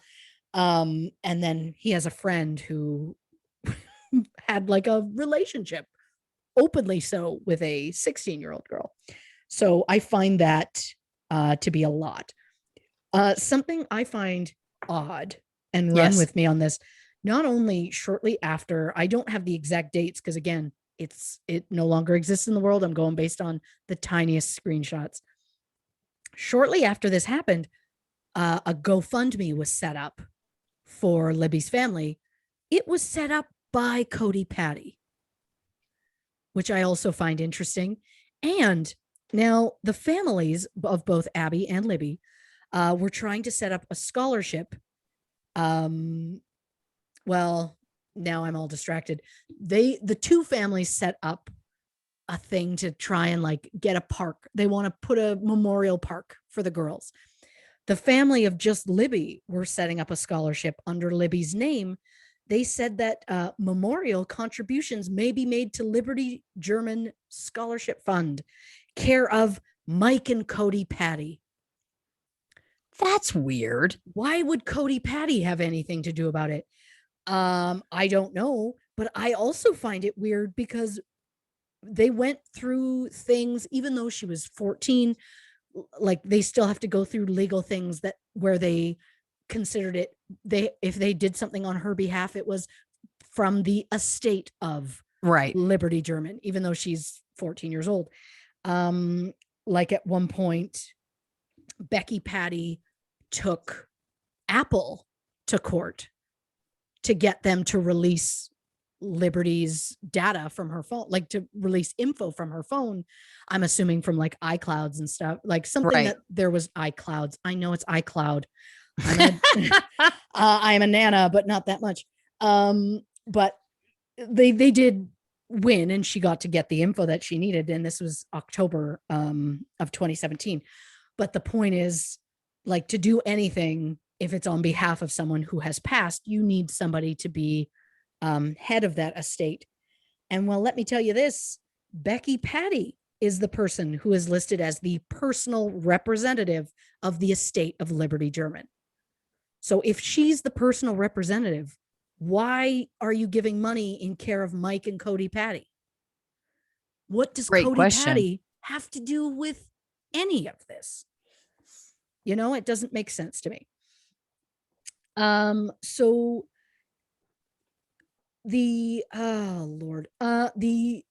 it has been said that the scene displayed at least 3 signatures or unique behaviors of the killer, and the police have alluded to the fact that it could have been a serial killer. But if it is a serial killer, wouldn't there be other cases that were similar in nature? Like this one. I want to hear it. July 13th, 2012.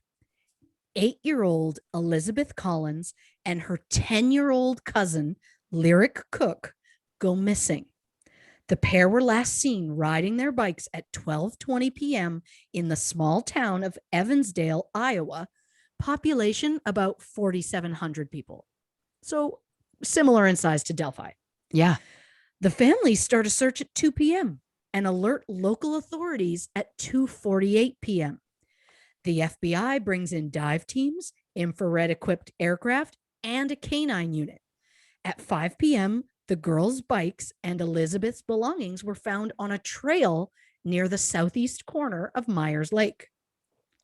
Nearly 5 months later, the girls' bodies were discovered by hunters in a remote wooded area of the Seven Bridges Wildlife Park, about 25 miles north of the lake. This was December of 2012. Now, the police have not revealed how those girls were killed, although they do have the belief that the perp is local. Now, there is a theory that the murders were a revenge on Lyric's parents over a drug dispute. Lyric had a father who had a history of making meth at their house. Lyric's father has since been sentenced to 90 years for various drug charges. Whoa. And her mother, Misty, has been sentenced to 10 years for various drug offenses. Elizabeth's parents believed so much that it was a drug revenge that they refused any sort of joint memorial or funeral. Lyric's father was scheduled to testify against someone shortly after his daughter disappeared. So it's the question of, did somebody take her, and to make him not testify against them. But her father, Dan, has been like, but I'm in jail for life, basically. So I have nothing to lose. So if it's somebody I think that's involved with me somehow, I'm going to tell you. So is it? We don't know. The point is, the Delphi police were like, you know what? These cases are so different. There's just nothing worth pointing out to bring up this case. To which I say, these are the similarities that I found in the two cases. One, it involved two young female victims. Two, one of the girls was raised by their grandparents after their parents went through meth problems. Three, they disappeared in broad daylight. Four, found in a wooded area. Five, police have not revealed how they were killed. Six, police believe the killer is local. Seven, both cases relatively small towns. Delphi's 3,000, Evansdale's 4,700. And lastly, both incidents occurred on the 13th of the month. Delphi happened February 13th. Evansdale happened July 13th. Delphi and Evansdale are about 400 miles or 645 kilometers apart, which, according to Google, is about a 6-hour drive. So that's interesting.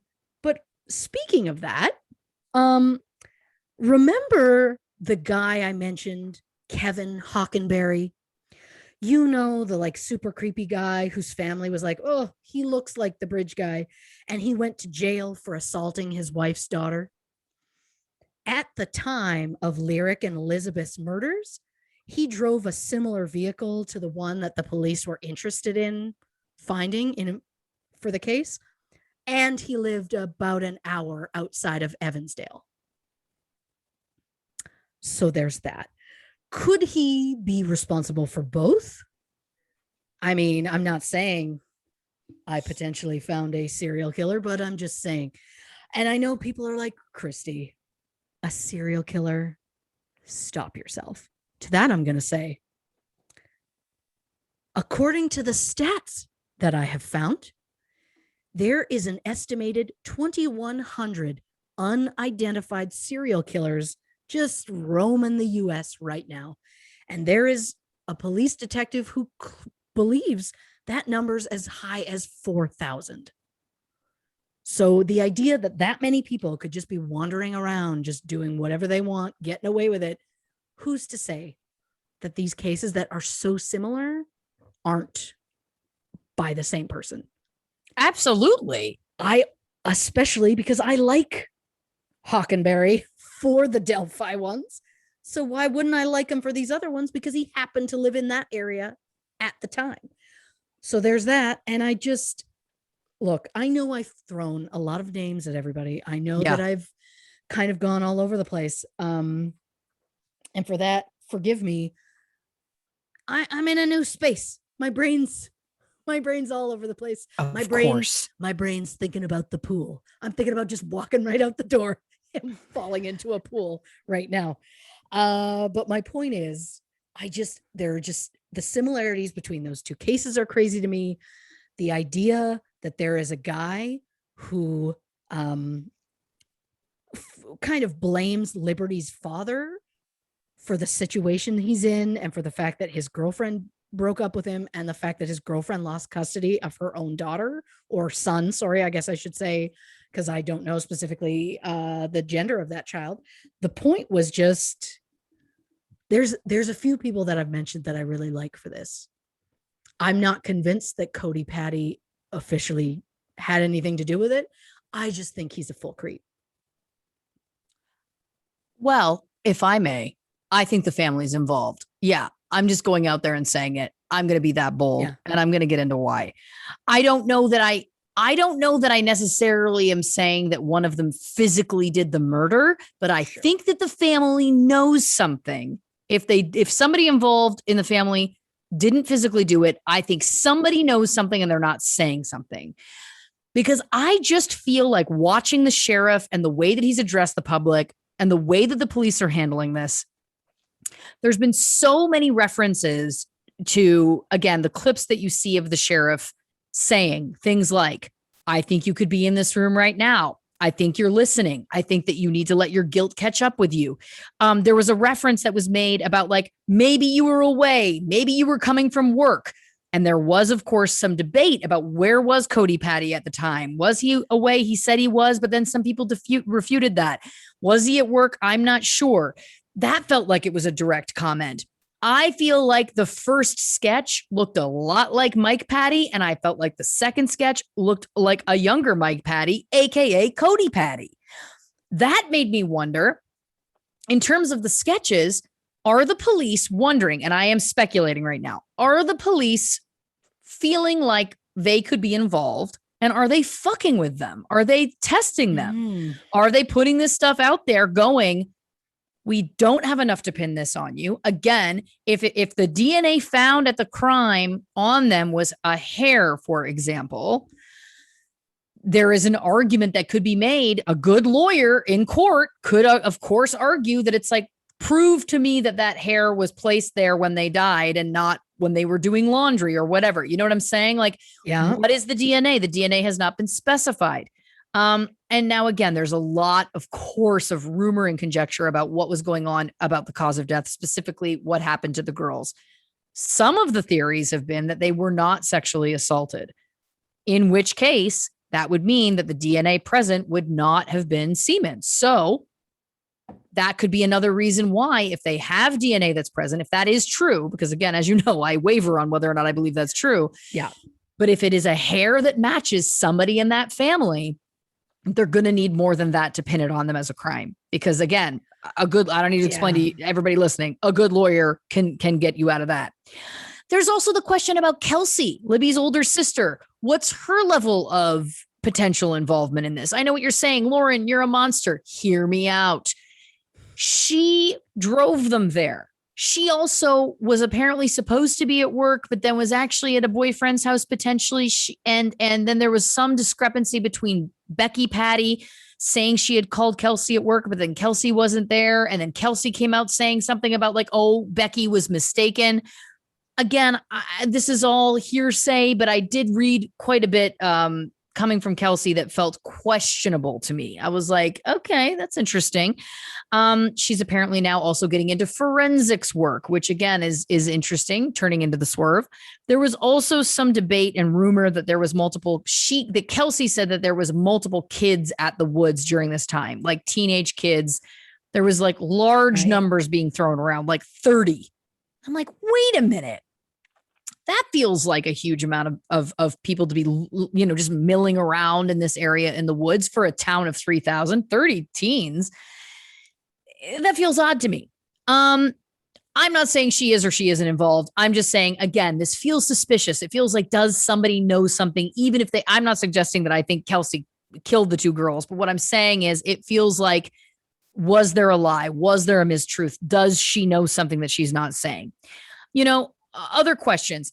Obviously, something that's been brought up many times, is this a catfish situation, where the girls thought they were talking to somebody on Snapchat or what have you, and then they're going to meet out in the woods. And then, of course, there's this, adult man that's not the teenage boy that maybe they thought they were talking to. And maybe that's why Libby started to film the person, because it was like, oh, shoot, we've been catfished. That's one theory that to me holds some water.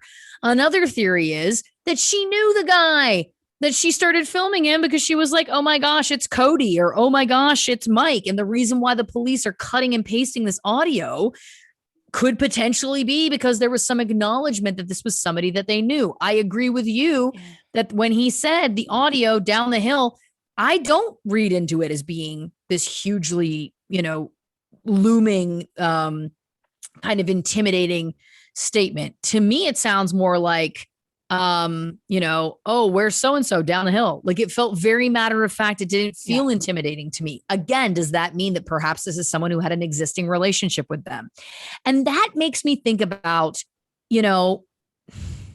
and listen, all of this is so grisly and horrible. And that goes without saying. But the other thing too, is that if this is one perp, if this is one person who is committing this crime, I think back to you and I being 13 and 14. And I also think about the fact that we would have fought like hell. And I feel like that, listen, no victim shaming, anybody's reaction as it is their reaction in these times of huge stress. But I'm like, what was it that got them to go with this guy? Was it a gun? Was it not a gun? Again, this is why it would be helpful to know anything about cause of death.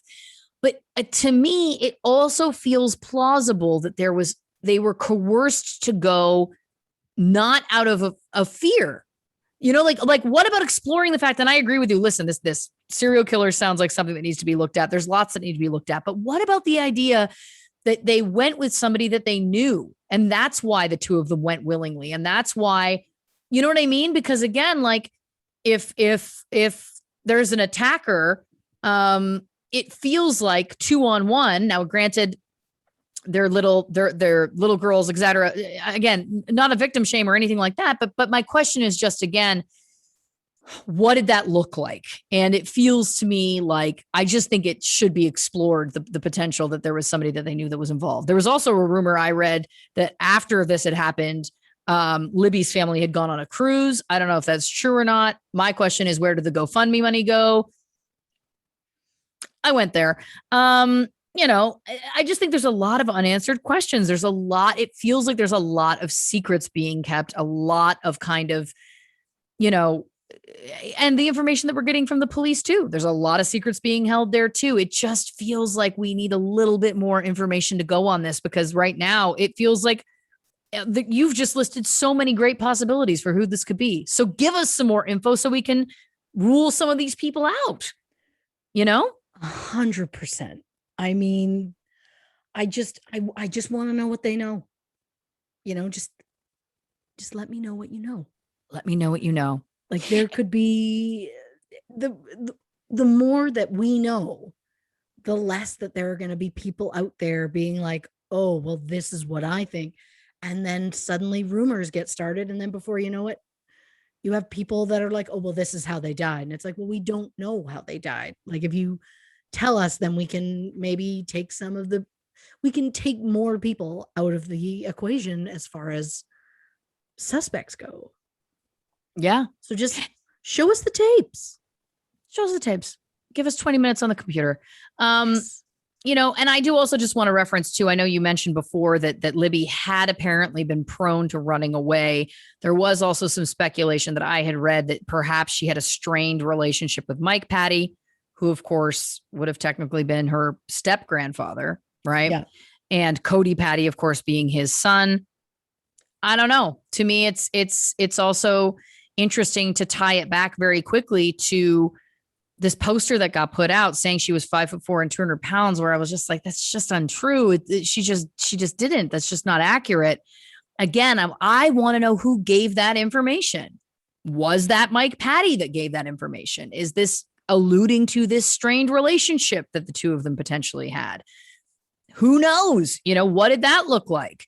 Is this some sort of situation where, Cody, who we have addressed, seems like certified creep? Was there some debate? Was he being creepy at some point with Libby or with Kelsey? Did they go to Mike? Did Mike side with Cody? Who knows, right? The possibilities here truly do feel a little bit endless. But it just feels to me, again, much using the X-Files mantra, as I always do, I trust no one. And I think that I am just not convinced that there is a family member that isn't hiding something. And that doesn't necessarily mean that the rest of the family is covering for that person either.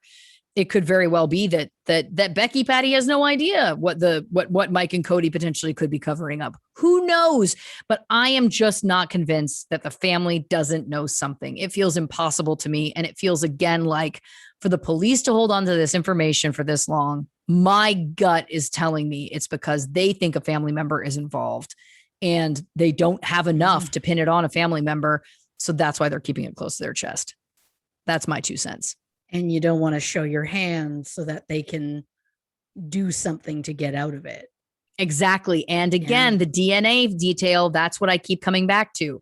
If it's not semen, if it's hair, for example, like a normal hair out of your head, it would be very difficult in a court of law to prove how that hair got on them, especially if they were sharing a residence. It would be almost impossible to prove. Yeah, even something as simple as they found DNA under her fingernails that belonged to a family member.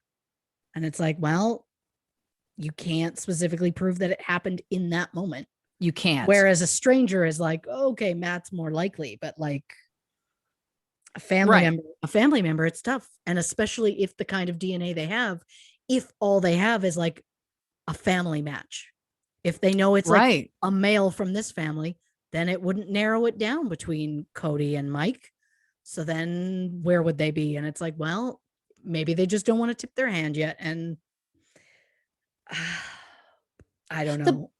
The bottom line to me is that somebody knows something. Like it's just impossible that there isn't somebody involved, connected to somebody involved, at least, that knows something. I just feel, again, listening to the police, the way I feel like they've been calling out, the way that they've been talking about it, the way that they've been kind of like, I think you could be in this room. I think you're close to this.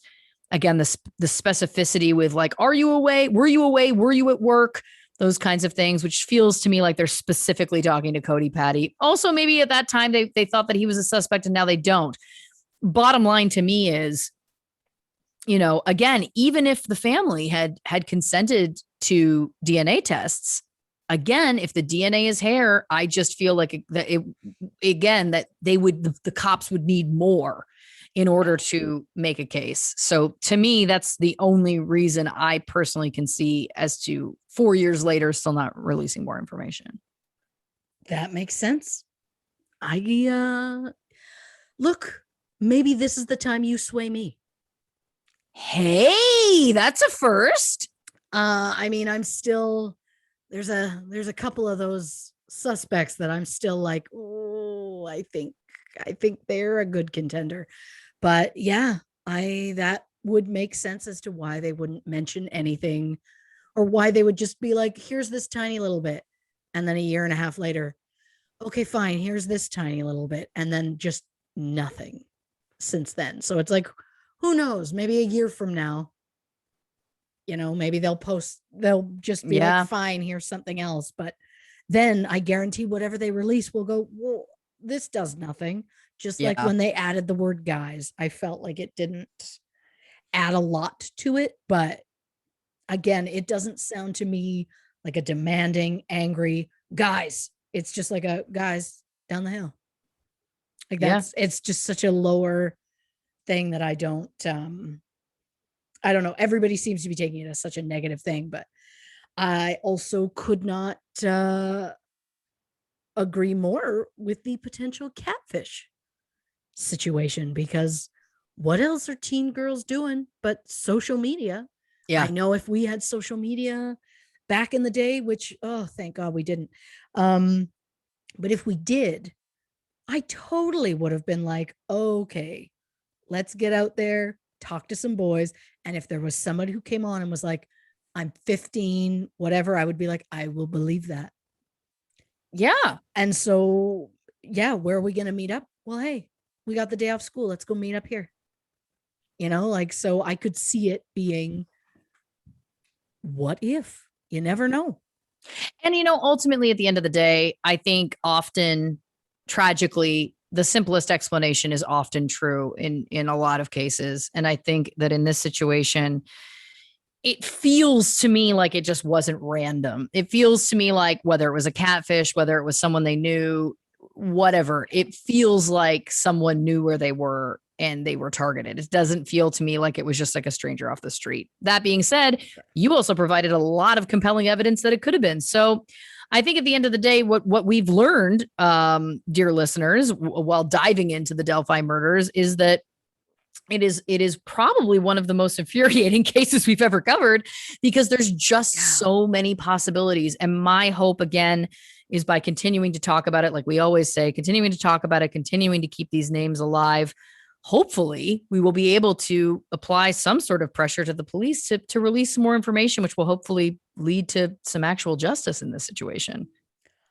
Absolutely. It's very, very frustrating to look, like, try and deep dive a case and try and find things that you're like, oh, I don't know if people know about this, when there's just so little out there. So it's been very maddening. And I'm excited because I know not the next episode we do, but the one after that, I know I have a very lengthy documentary to get through. So, which, don't worry, dear listeners, I'm going to let you know, I'm going to give you a little in advance warning because it's quite a long thing to get through. So I just feel like I'm excited for that because I'm hoping there's going to be a lot of info.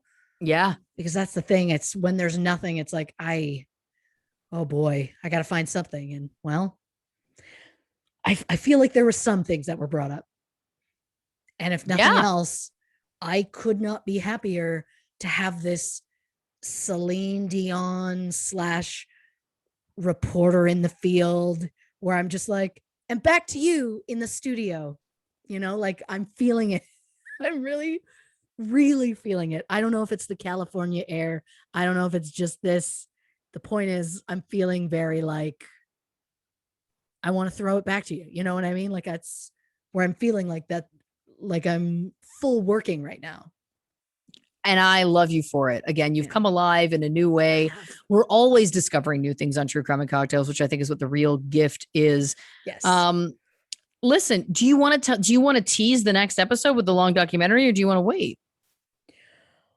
I mean, I don't know. I was just going to post it on Instagram, but we can tease. Okay. No, we don't have to. I thought that maybe you were leading up to that. Oh, no, I wasn't meaning to, but I feel like now we have to. That's on me. That's on me. Because I feel like we've done long enough, but just to let them know, it's not the next episode. It's the episode after that. Because the next episode, you don't need any prep for that one. Nope. Because it's just these two dingalings talking all things California. Yes. And True Crime and Quarantine. Yeah. We're going to be walking you through Christy's visit, everything it took for her to get here, the trip, everything we did. It's going to be a whole lot of fun. No research required. And then the week after that, that's going to be a bigger one. Yeah. So then we're going for it. I say go for it. Oh, well, on the next True Crime and Cocktails. Yes. We are going to venture into the staircase. One that we get requests for all the time. There is, of course, a very large documentary series that you can view on Netflix about the staircase. I cannot wait to find what Christy digs up on that. Christy Oxborough, thank you so much for your deep dive into the Delphi murders. I think that you came up with a lot of very, very plausible leads. And as I said, one more time, I can't say it enough. I just hope that this will lead eventually to some justice for these two girls who lost their lives far, far too soon. 100%. I mean, that's always our goal. We just want something that comes out, maybe something that we say that gets somebody thinking, oh, that's an idea. And then they follow up on it and it leads to something, because all we want is for scumbags to get what's coming to them. 100%. Absolutely. Thank you so much for listening to this episode of True Crime and Cocktails Famous Fatalities Edition. If you haven't already, give us a follow on social media at True Crime and Cocktails on Instagram and on Facebook, at Not Detectives on Twitter. Also, head on over to Patreon, patreon.com/True Crime and Cocktails. We offer many bonus episodes, monthly live Q&As, polls where you can help decide episodes just like this one for us to cover. It's a whole lot of fun. And also make sure you check out our website, truecrimeandcocktails.com, where there's our full unedited Zoom episodes of the show, our extended virtual case files. There's all kinds of goodness, and we hope you enjoy all of it. Christy, do you want to say goodnight to the people? Good night, people. Good night, everybody.